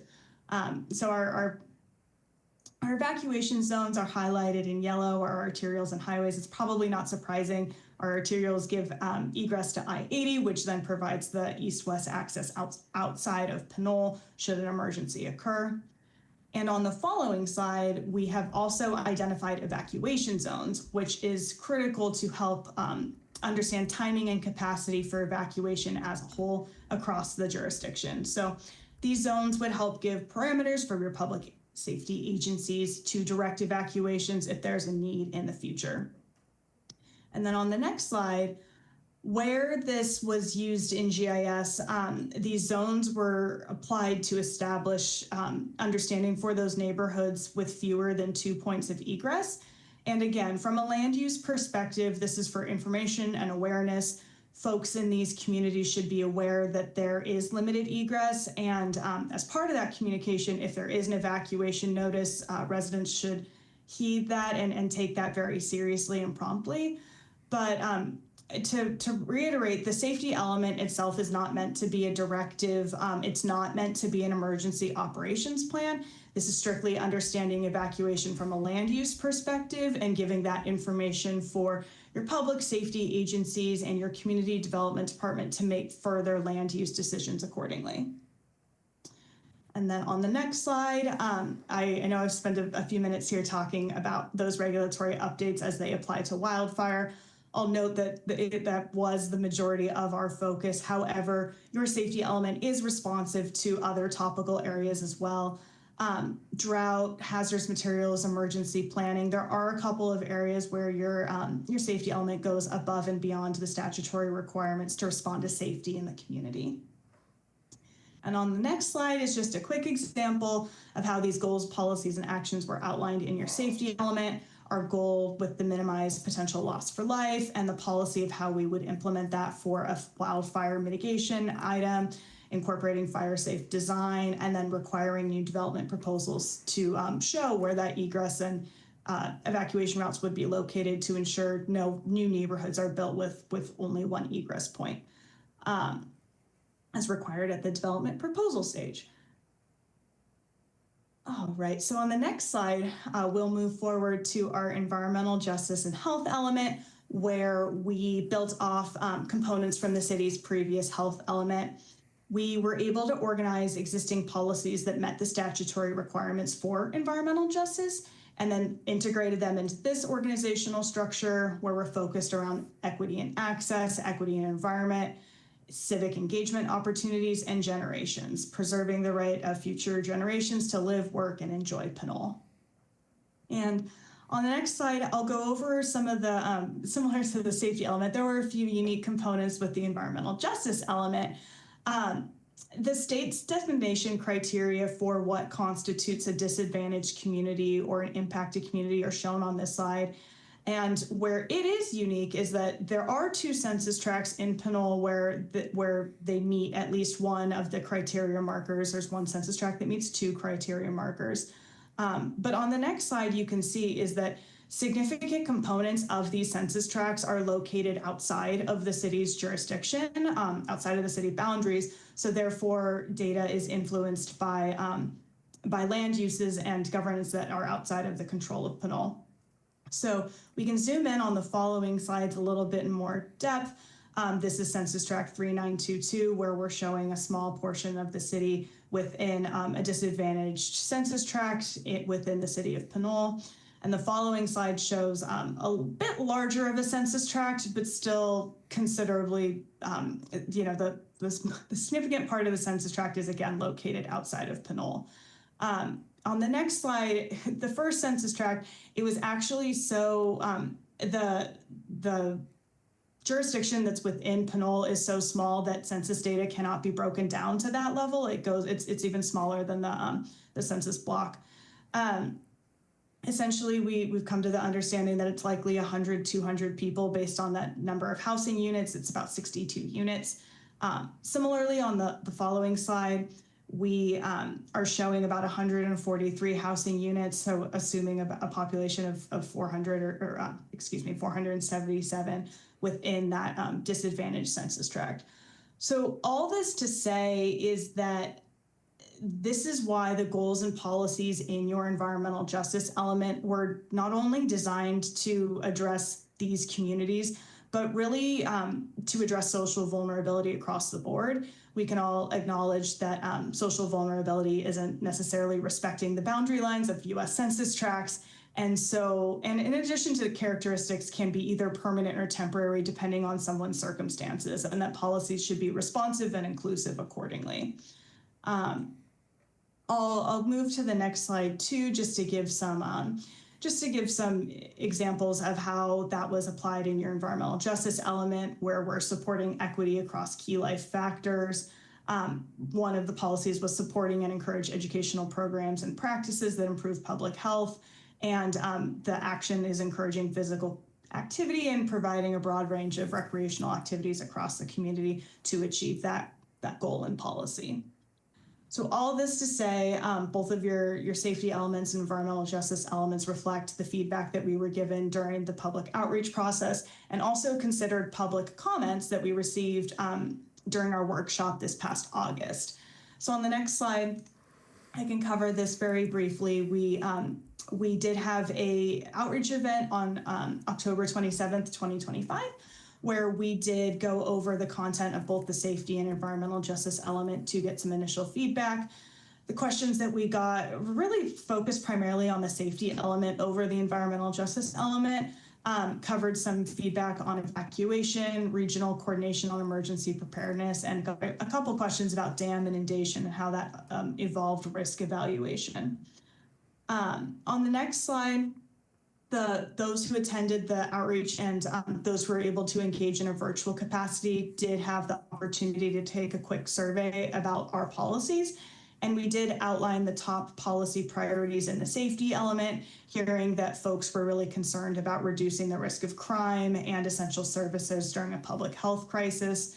And then on the next slide, as applied to the environmental justice element, we saw a lot of focus on access to parks and trails to promote healthy lifestyles, along with access to recreational opportunities for children and schools.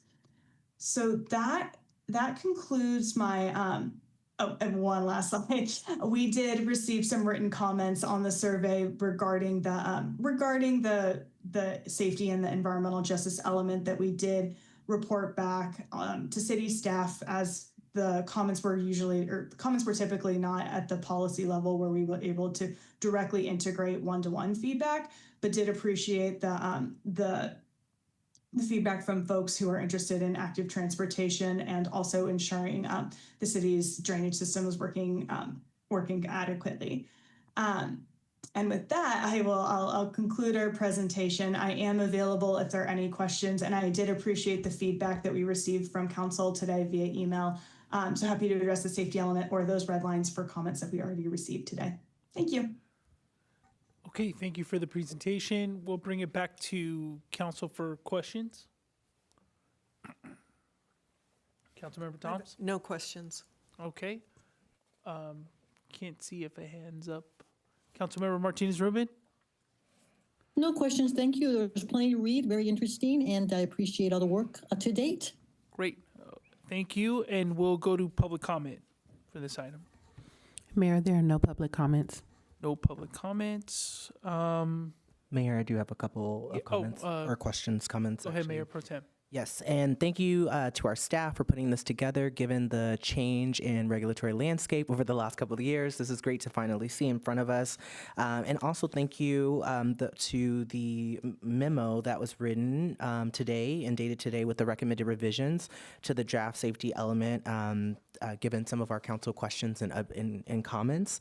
One of the things that I wanted to note and ask a question about, I'm not sure what slide number it is, but it's on the slide presentation that was, that title says neighborhoods with fewer than 2 points of egress. I'm not sure what slide number that is, but can you go back to that slide? That is, I think it's slide 20 on mine. Okay. I don't know, Dave, you're driving. There we go. And so one of the points that I had a question about was around the Galbraith Road to South Rancho Road. So in 2023, we worked pretty hard to open that up for emergency preparedness or emergency operations. I'm seeing the recommended modification is now to essentially, I'm actually confused about what we're doing. What's the change? Originally in my head, the change should have been, well, we already have that road and we already have pretty much done that, which is good. But I'm seeing changes that I'm not really understanding, like what, even with the notes, what are we reflecting here? What are we trying to do? Sure thing. So Lily and I were discussing earlier, and the language that we incorporated as part of that red lines was really to reflect that the gate exists, but the road itself is not a formal paved road. It's sufficient for an access purpose, but it could be improved to be made more safe and viable during an emergency scenario. But if Lily or Dave would like to chime in on that specific edit, that was where I left our conversations earlier today. Yeah, I can continue that. Also, there's an easement. There's actually an easement on that property for the access road to go through those, but it's just not improved. It's just you can see it. You can see it when you look over the fence, and you see it in the fence. You can just see the 20-foot. But it's something that in the future that would, if the city wants to improve that, to a road status to be able to cut through, we would have to do that, because right now it's just a dirt road across or really just grass and dirt across between the two fences between Galbraith and Rancho Road. Gotcha. So just to clarify, because we are adopting the safety element or considering that, when you're saying the road is not improved, what I'm seeing when I go up that road is the Galbraith side of the road, which is in Pinole, but the South Rancho Road is not, which is not our city, within the city boundaries. Yeah, the city boundaries like really close right in through there. And if I'm looking at the map right now, I was going to have a second question about the map then, but it's like right. Yeah, it's right on the boundary. It's not really ours, but we would have to. That's why we wanted to coordinate with the county, and that's why that was revised to talk about, to work with the county to get the other side, because we have the road, or the road basically. Galbraith is in the city limits where North Rancho is, but the property in between is not in the city. It didn't look like on the CC If maps. I can, Mayor Pro Tem. Sorry, Dave. Yeah, that is completely correct. Yeah, so that the unimproved egress road is in unincorporated county. Right. So when we looked at that question today and realized that it wasn't appropriate to have the city of Pinole, taking lead on creating a improved road in the county jurisdiction. So we refashioned that action so that we would be coordinating with the county so that those improvements could be made. Okay. And Director Whelan, just so I'm clear, where does it say that we're working with the county? That's where I'm having a tough time with the recommended modification and track changes. I read this as let me take a step back. When I hear you all say, this is a great initiative, this is a great tactic, or I'm motivated to support this, Right. but I'm also challenged with the notion of how this reads right here. It reads as if we are doing the action or taking the action to deal with South Rancho Road, which I would love more space in Pinole. I think all of us would, but I just want to make sure that that is a clear, that what you're saying today is clearly in the language of the modified change. And the reason for that is because I see it similarly to when we're talking about the census tracts on the what would be considered probably northwest side of Pinole. Right. We see that we have probably 200 to 300 households, if you will. That's probably larger than what we have, right? We have about 200 or 300 households there. And so might people say, well, now you all have to deal with the entire census tract too, because part of you, right? So I just want to be very consistent in that language. I also want it to be known to Galbraith Road folks, and this goes back to the map, whether or not, because the map doesn't currently reflect that they have an evacuation route. The map that I'm referring to here. Yeah, doesn't say that. and that's because that's not a major roadway. I mean, that would be something during an emergency operations plan, and that would open, the fire department would open that up depending on what was needed at the time. So the element is just showing the major evacuation routes from the city. There are probably other evacuation routes that people know about that are in other parts of the city that would be opened up during those operations, but it would be depending on the operation of which ones would be opened up depending on where the emergency is. Okay. So we just wanted, as part of the element, wanted to make sure that we identified the major evacuation routes as our north, south, east, west, knowing that there probably are some evacuation routes that could be opened for people to get in and out of the community, but depending on where the emergency is. So, I mean, I would think that they would be generating them to the major outlets first. Sure. And then if there were, depending on the operations plan, but that'd be something during, and maybe the chief can maybe comment, during the operations of an emergency, depending on where that emergency is. So the plan would adjust. So just to clarify, given even the recommended modification, you would not suggest that the route, whatever it may be on Galbraith Road, that is not currently an evacuation route.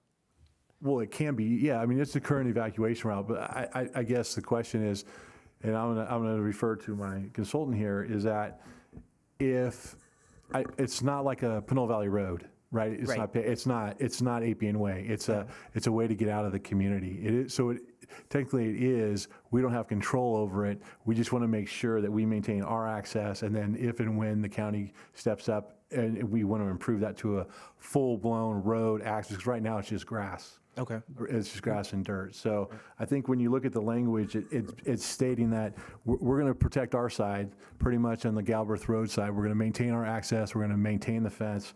But then we will be working with, the responders to work with the other side of the fence and put the road in. So that's kind of where, as I'm reading this, that's why that amendment got changed. We took out everything except for our Galbraith Road side, which is what we control. Okay. So thank you for clarifying that. One of the things that's come up a couple of times over the last several years, particularly around fire safety, has been the in my meetings that I have with electeds, but also with residents, they're looking for us to have more evacuation routes. Right. And of course, that's a qualitative statement. What is more? I mean, to staff, I asked you, what is the number of evacuation routes that we should be increasing to, particularly given this, again, this map shows a lot of our Pinole Valley area, a lot of the east side of Pinole, with fewer number of 2 points of egress. So I'm just wondering, what is because we're adopting a safety element, I'm also tasked with, what is the quantification of some of these tasks? What does it look like for us to reach a metric around evacuation routes in these areas? If you have a answer to that, maybe there's no answer either. If I may jump in, so the quantification is defined by the state is just establishing those residential areas with less than 2 evacuations. So essentially every neighborhood highlighted here in blue, it does have 1 point of egress, which is, that more typical of an older neighborhood. Should have these neighborhoods been developed more recently, the 2 points of egress is pretty standard for new development there. I will say that this doesn't necessarily mean you need to bulldoze everything down and build that new secondary evacuation route. It's something that's assessed from a land use planning perspective, where now this information can be used by fire and police if they are directing evacuations and there is danger in one of these zones, that these neighborhoods need to be notified as early as possible. And that coordination needs to happen based on the known number of points of egress. Residents in these neighborhoods should also be aware of that too. I think I said that in my presentation. So these, as part of your yearly evacuation and yearly emergency coordination with your residents, making sure that they're aware of the limited egress, and should they get evacuation notifications, that's something they need to heed seriously, because it's going to inherently take them longer to evacuate, and to follow the directions at staff of the time, because every hazard is different. So it's really hard to pinpoint something like you're asking a number of safe evacuation points. It's highly dependent on the disaster itself and what's going on at the time of the emergency. Got it. Thank you so much. And thank you for answering some of these questions. Again, this is a long time coming, and so kind of re-seeing some of these things. We've talked about them with other conversations, obviously our partnership with Con Fire, and they've come up in the climate action plan, but it's very clear you all have done such tremendous work to really define our city and where we are. I do look forward to completing and adopting our EOP as well, because I think that this is going to really fall in line with, that will fall in line with this really, versus the other way around. So I'm glad that we're also timing this in alignment with that. The only other thing I would say is procedurally, it might be cleaner for us to come back. I'm not sure the impact of this if we waited one more meeting to adopt with the changes. So if staff can give me some, what are the implications of maybe coming back to the council with this on consent calendar with the modified changes, just because I don't think the memo that we received today is a part of the staff report, right? Is that correct? The memo that we received today as of January 20th with the with the recommended modifications, those were not a part of the original packet. No, they weren't a part of the original packet, and I think they're. Okay. No, go ahead. I was just going to say I think they're great modifications, but just because it is a big element, just integrating everything in one for the next meeting. But I do want to hear from staff perspective. Are there any implications if we did wait to adopt this today, given your presentation and timeline? I don't see a problem with that. If we can make the changes and bring those and put all the changes in the document, is I guess what you want. You want the document with all the changes in it that we've outlined, or because all the changes from the staff report from the Planning Commission, those are all in there right now. The only changes that haven't been, at least to my knowledge, that haven't been inserted in the document are the council items that were omitted today. That were brought forward today. Those were the only changes. That everything else is the original element that the Planning Commission saw, and you have tonight. So okay.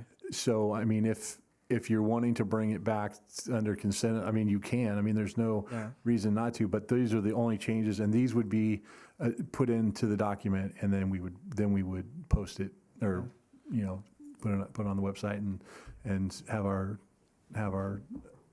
environmental justice element and safety element adopted. Yeah. Okay, and I think it's another opportunity just to be concise about bringing it all together. I don't want to delay it either, but I just noticed, again, the Galbraith Road item, and then, at some point the original item did mention that we had adopted a COP. I know that we now have the note change that we are going to develop and maintain one, which makes sense.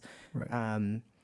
Councilman Member Toms, I know you suggested participating in the East Bay Wildfire Coalition of Governments. I think that's a great additive to this. I also want to acknowledge that we don't even know the meeting time of that. We just approve a committee assignment list where we don't even know the meeting time of that participation opportunity, just to be clear. So those are things that I'm hoping that we can iron out in 2 weeks. They're not huge. I think you all have done 99% of the work, but I also know you just got a bunch of comments from probably myself and Councilmember Toms and maybe the rest of the council as well that could be challenging for concise communication, if that makes sense. So I thought maybe just having maybe 2 more weeks, putting it all together could make it funk a little bit more. But again, that's just my perspective given the work that you all have done already and where we're at. So just wanted to note that as a comment. Mayor Pro Tem, if I could, and thank you, Mr. Mayor, for letting me. So we're as of this meeting here, we're out of budget for this item. So if it does come back at a public hearing or for discussion or presentation, we would have to do a budget amendment with the consultant. If it comes back with consent, I don't have concerns. Okay, Councilmember Toms. Yeah, just to clarify, we're still in questions, or did we do a public, open it to the public?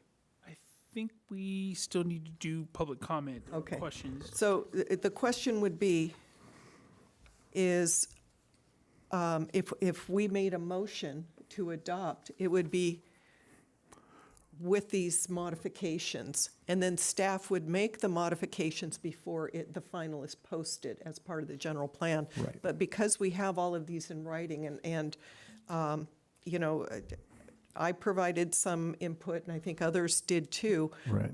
It gave staff enough time to put it in writing, so we're not jotting down notes on exactly what did you say, what was the strikeout. And so I think, well, I would just say that this works, the memo. Yeah. All right. Are there any other questions of staff? Okay, one more round for public comment. No? No public comments. Okay. All right, so we'll entertain a motion to adopt the resolution. I'll make a motion that we adopt a resolution approving the updated safety element and new health and environmental justice element for the City of Pinole General Plan and a notice of exemption subject to the modifications identified in the January 20th, 2026 memo from staff to the council. Second. Okay, motion and second. City Clerk? Mayor Tave. Aye. Mayor Pro Tem Murphy. Aye. Councilmember Sasai. Yes. Councilmember Martinez Rubin. Yes. Councilmember Toms. Yes. Motion carries. Thank you. Okay, moving on to item 11, old business. There is no old business, so we'll be moving on to item 12, new business. Item A, annual comprehensive financial report, the ACFR, for the fiscal year ended June 30th, 2025. Action is to receive and accept the report. Director Guillory.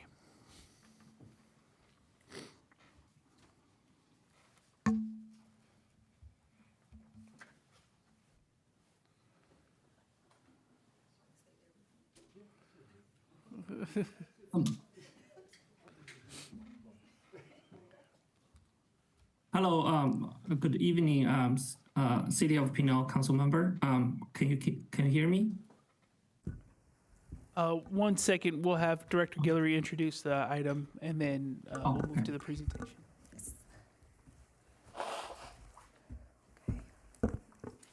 Good evening, everyone.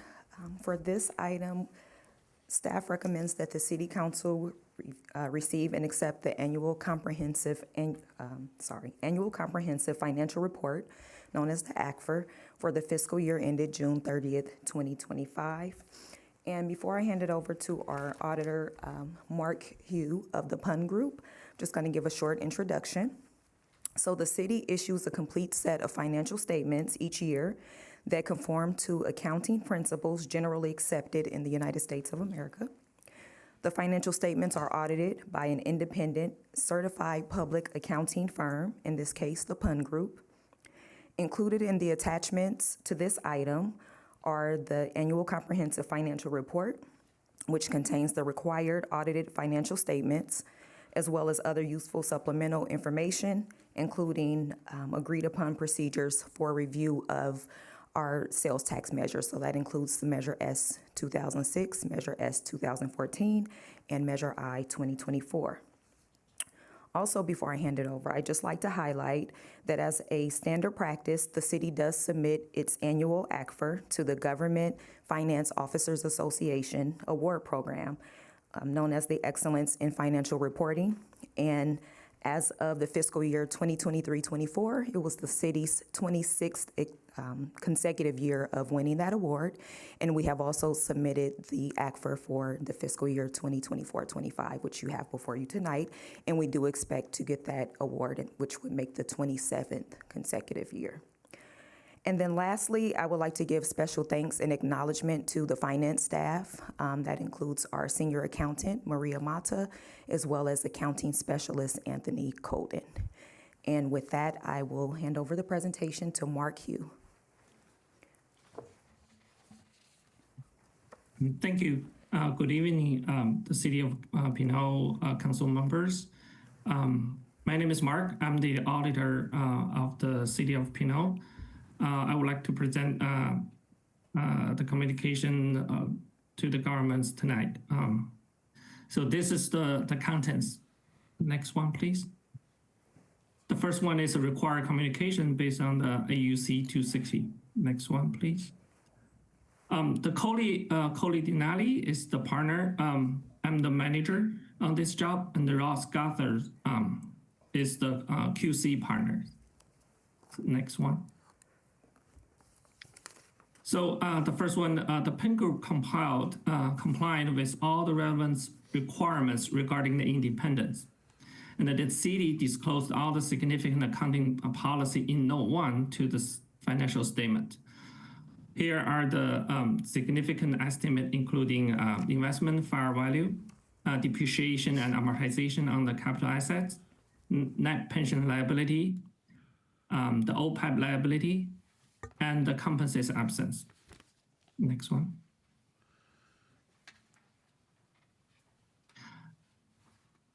So there are sensitive disclosure, which one is Note 1, summary of significant accounting policy, Note 9, defined benefit pension plans, Note 10, OPEB, Note 12, fund balances, and Note 19, the restatement of beginning net position and fund balances. So there were no uncorrected misstatement reported in fiscal year 2025. And the management informed us that sorry, can you go back? There were no consultants or consultations with other accountants regarding the audit and other accounting matters. Next one, please. So we encountered no significant difficulties in dealing with the management, and we do not have any disagreements with management in terms of accounting treatment or audit procedures performed. Next one, please. Next. Here are the management's responsibility, including prepare and the fair presentation of the financial statement based on the GAAP. Also the design and implementation and maintain of internal control relevant to the preparation and the fair presentation of financial statement. Also, in preparing the financial statement, management is required to evaluate whether there are conditions or events considered in the aggregate that raise a substantial doubt about the city of Pinole to continue as a going concern for 12 months beyond the financial statement date. Next one. Mark, can you hold on 1 second? That says City of Fairfield on there. Sorry, that's a mistake. I should change that to Pinole. Sorry about that. So we are looking at Pinole's information, right? Yes. And it's just a typo? Yeah, this is a typo. So you will see the Pinole ACFR data later. Okay. Yeah, next one. As an auditor, we have a responsibility, including express opinion about whether the financial statement prepared by the management with your oversight are fairly presented in all material respect in conformity with the U.S. GAAP. Also, we perform the professional standard that require that we plan and perform the audit to obtain reasonable assurance about whether the financial statements are free from material misstatement. Also, we consider internal control over financial reporting solely for the purpose of determining our audit procedures and not to provide any assurance concerning such internal control. We do not express an opinion on the effectiveness of the city's internal control. Next is sorry, can you go back?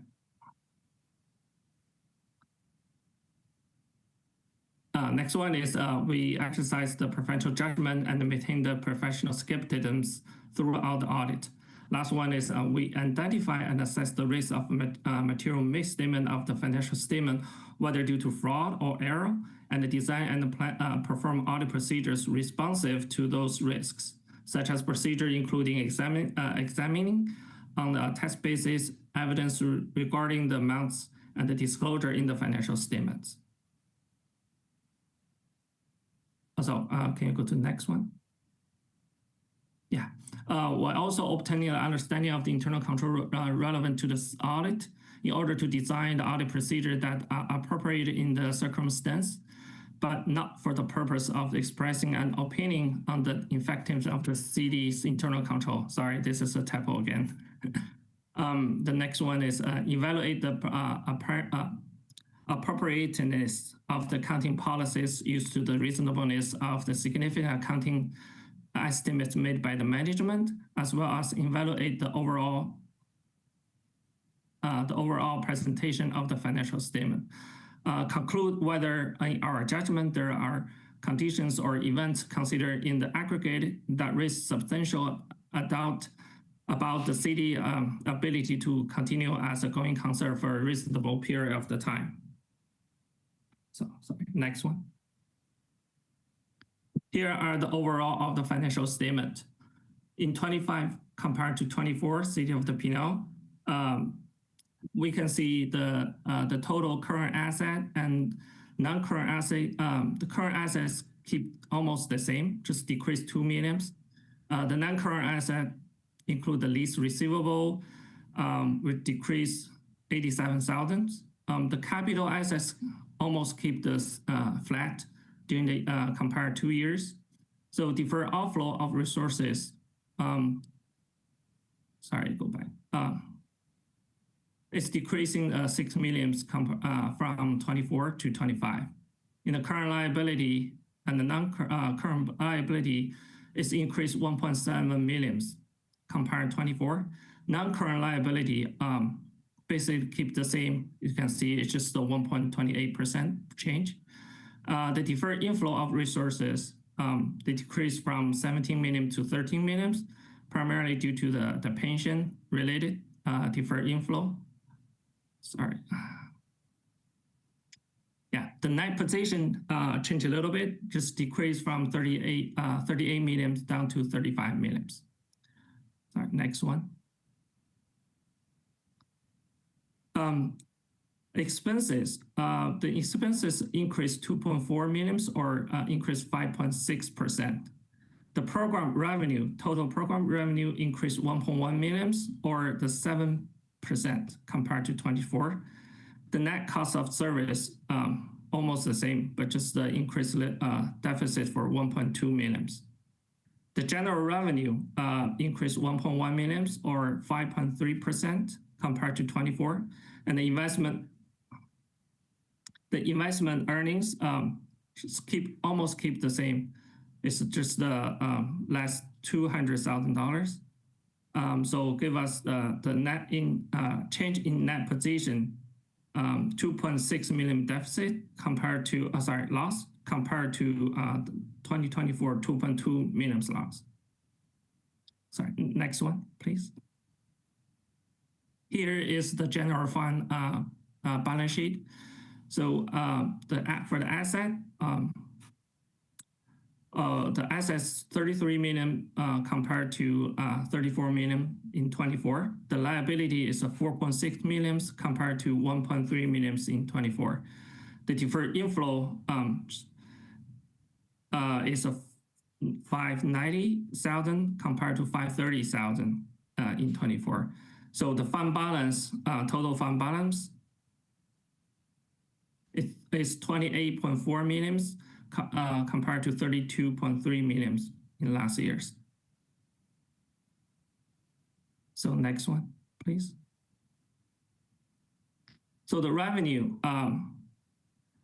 in the general fund, 27 million compared to 26 million, which represent 1 million increase or 4% increase compared to last year. The expenditure increased $500,000 or 1.8%. So the other financing sources, total other financing sources, 2.3 million in fiscal year 25 compared to 2.1 million in 24.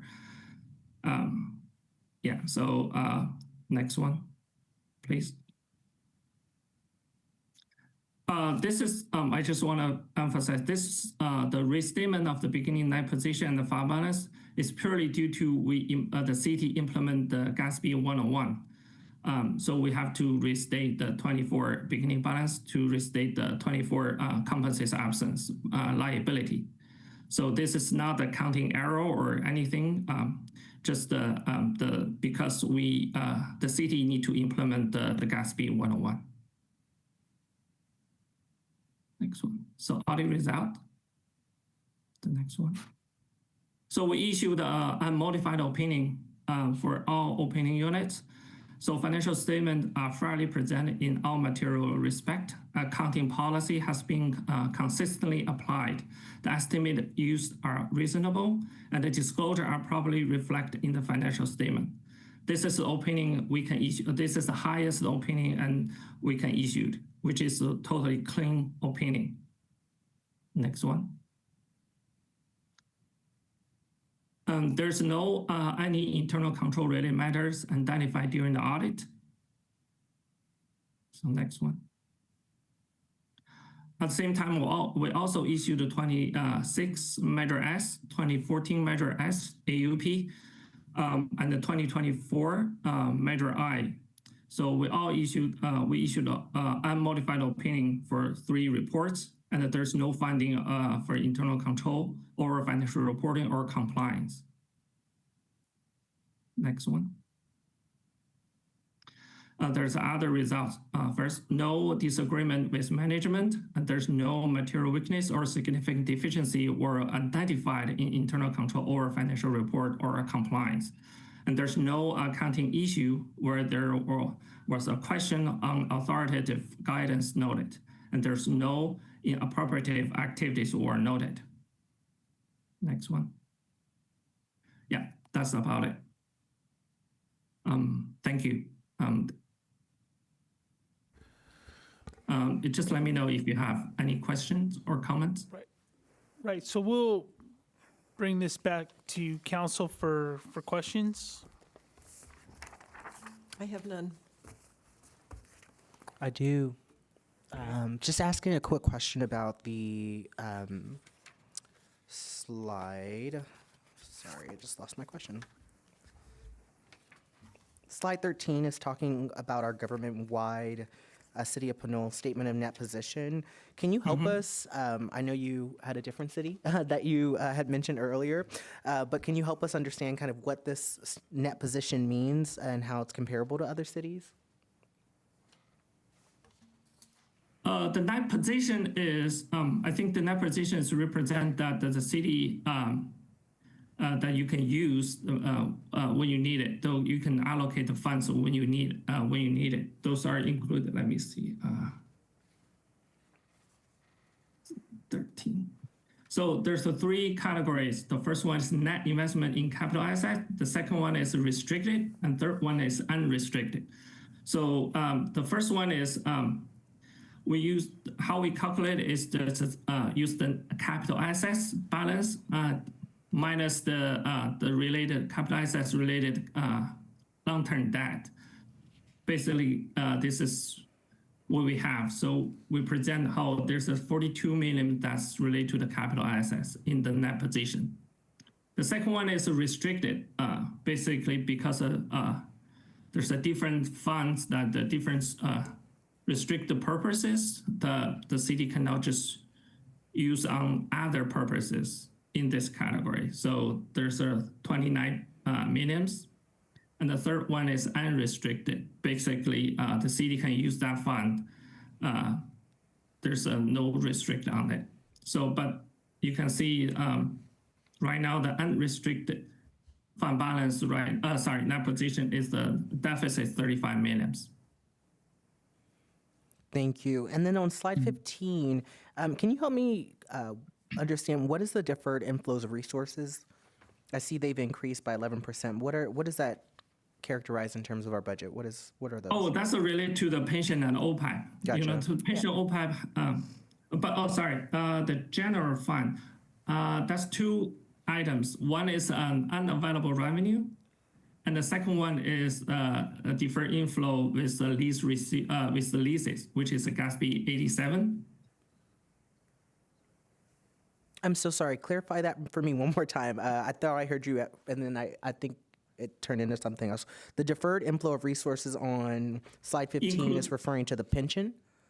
Sorry, in the general fund, there's no pension. So in general fund, the deferred inflow of resources represent two items. One, unavailable revenue.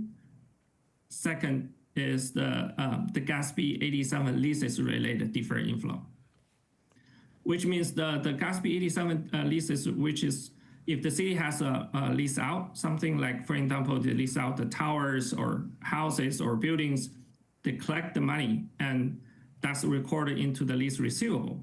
At the same time, the GASB required to amortize the revenue, related revenue throughout the whole period of the life. So the unamortized or unrecognized revenue recorded as deferred inflow of resources. So we call the deferred inflows deferred inflow lease related. All right, thank you so much. Mm-hmm. Okay, Councilmember Martinez-Rubin, did you have any questions?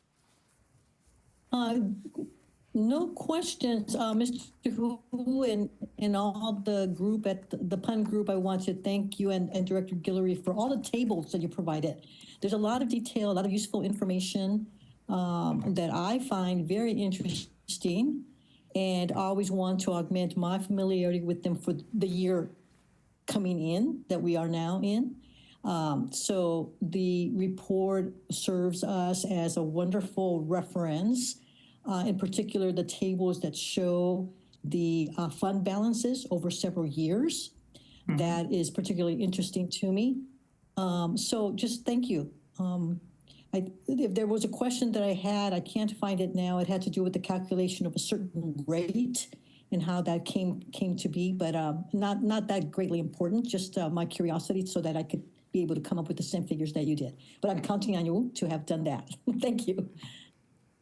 Great, thank you. So my question gets back to slide 13, and there was a comment made that almost $6 million in the dollar difference, that's the OPEB that went up in the unrestricted, the negative number that was there? Sorry, there's a two 6 million difference. Which one is a deferred outflow resources, and the other one is a 6 million on net position unrestricted. Sorry, which one? The one that's net position unrestricted. Mm-hmm. There's a pretty big delta there. I'm just wondering where that from 24 to 25 was that the OPEB that you were talking about? No, it's not because of the OPEB only. There's a different thing. If you can take a look at the 14. So basically, they tell you, hey, the city has 2.6 million loss. If you understand that part. Right. Right. That's the one of the contribution to the page 13 for that 6 million. Okay. The other one that I can think is because the city invests more capital asset. So you can see the net investment in capital assets item increased 3.1 million. You can imagine that move from the unrestricted to the net investment in capital assets. Okay. So if you add that total, so it's almost 6 million. Got it. Okay. Thank you. Okay, so we'll move to public comment. Do we have any public comments? Yes, Raphael Menace.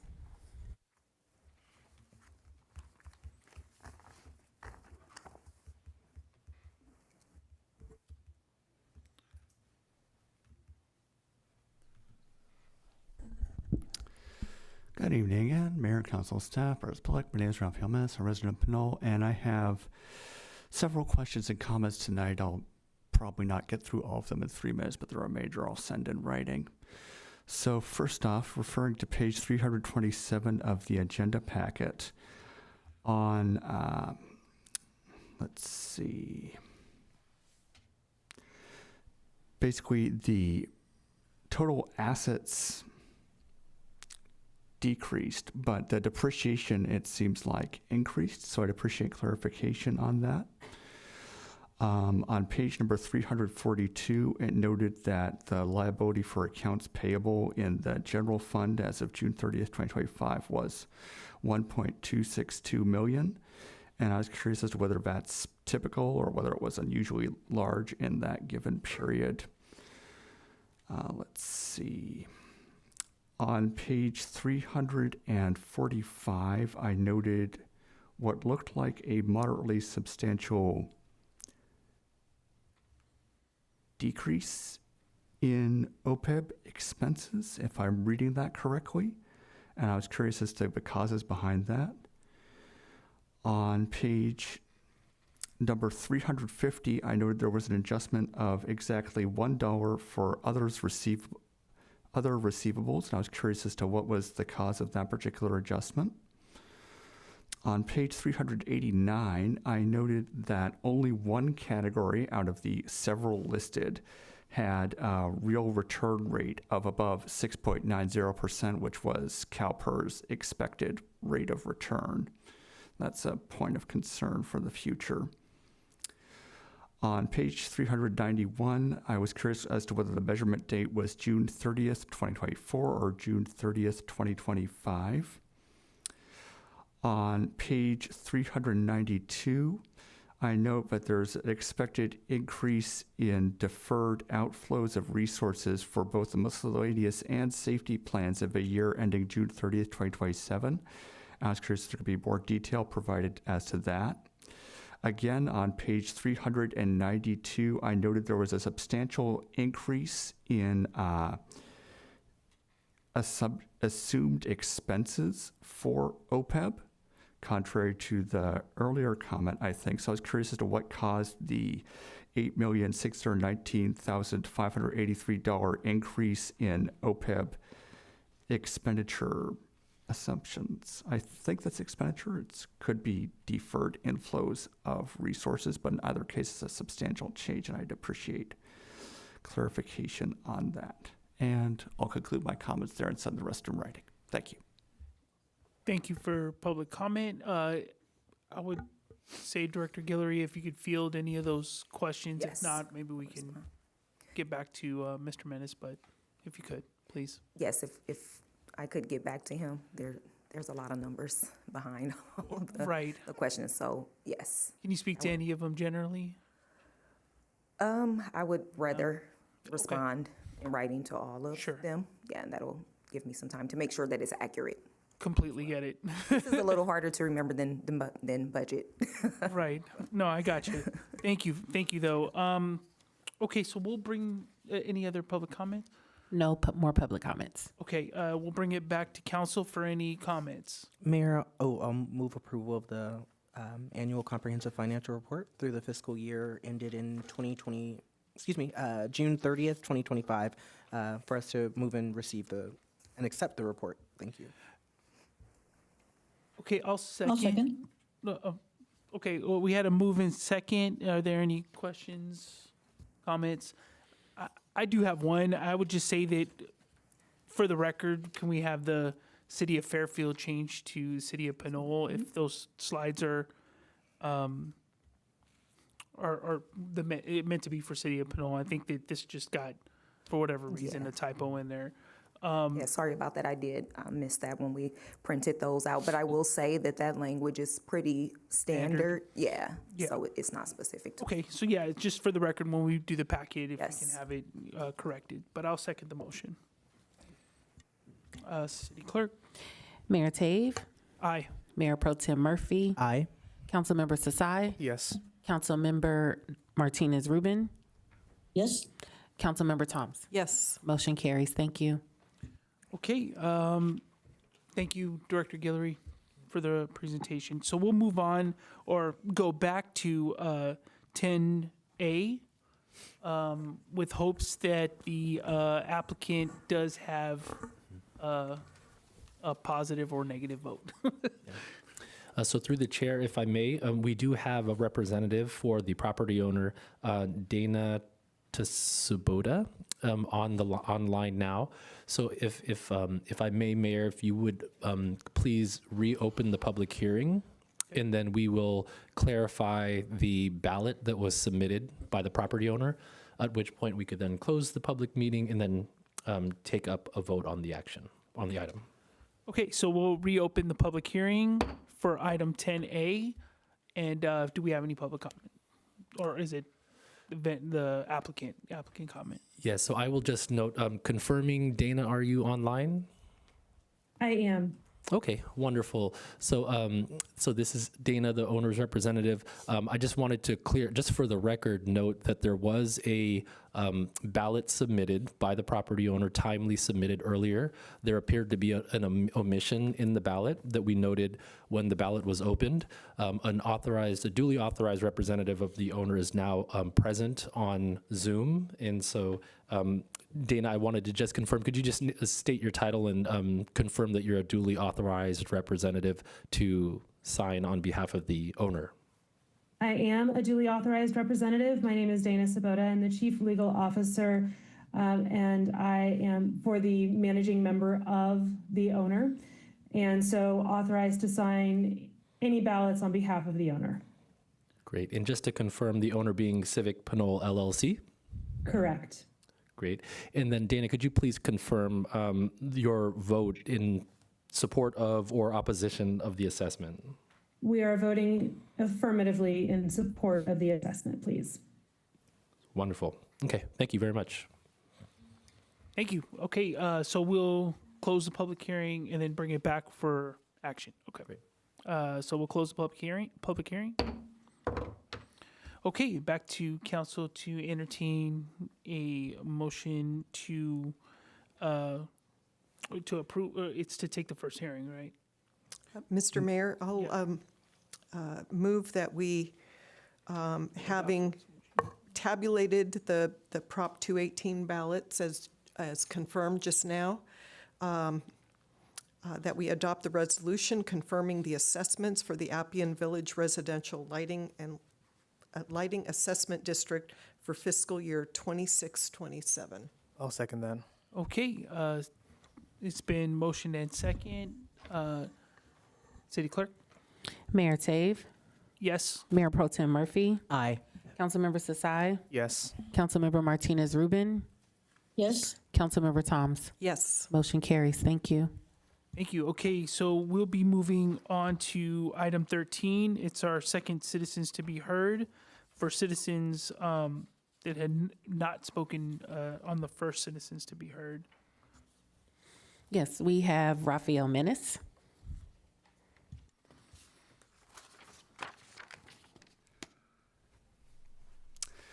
Good evening. For the final time this evening, Mayor, Council, staff, members of the public, my name is Rafael Mess. I'm a resident of Pinole, and I'm somewhat surprised it's not even 9 p.m. yet. So I have two topics I'd like to address tonight.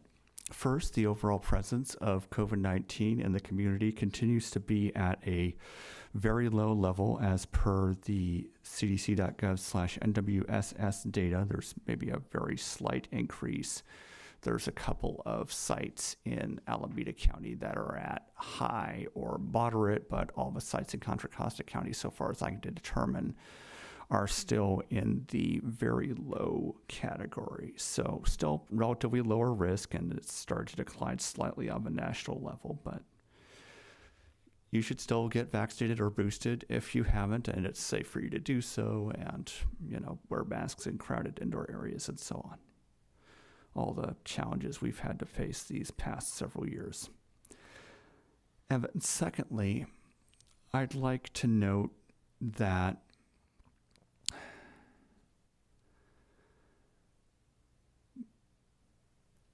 there are parts of our country right now that are, effectively speaking, being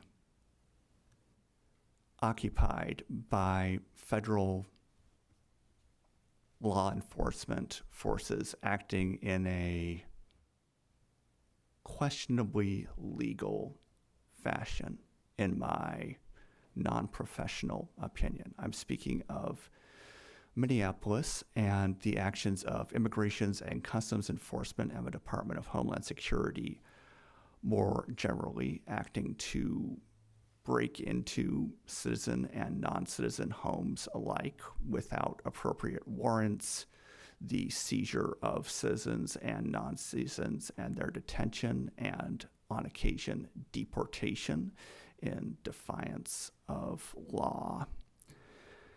And of course, the killing of Renee Nicole Good by an ICE agent, which I will note, as of today, even the President of the United States acknowledges is a tragedy. I would like to encourage anyone who is concerned about this to reach out to our representatives and senators to, at the very least, call for no increase in funding to the Department of Homeland Security and ICE, and ideally reform of those agencies linked to the funding, because that is currently a live matter. I would request that you join me at a protest this Saturday at the intersection of Tennant and San Pablo from 11 to 12. Thank you. Okay, thank you for comment. Next, we have Anthony Vosbrink online.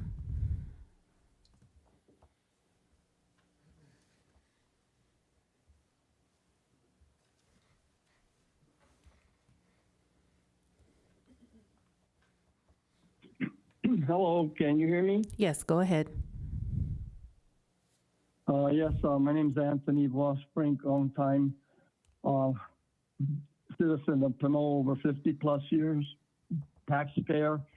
I'd like to address a few questions to Anthony Taves, City Mayor, and Council and staff. This has been brought up before, and it goes back to about 6 or 7 months ago with regard to the vicious attack / incident, whatever you people want to call it, city manager and police chief, with regard to the couple that was accosted down at the Bayfront Ohlone Park at the foot of Tennant Avenue. And that's a very highly traffic area for park use and recreation for bikers, bicyclists, walkers, dog walkers, and other people throughout Pinole and the neighboring towns. But the problem with the public health and safety there needs to be more seriously addressed by the city council, where the buck stops or begins, I guess. And that being said, it's been brought to my attention by several other members of the community in that area and throughout the city that the city of Pinole is not doing enough down there in that corridor, that park. And I mean, you know, you want to dress the park up and give it another new name to honor the Ohlone indigenous people.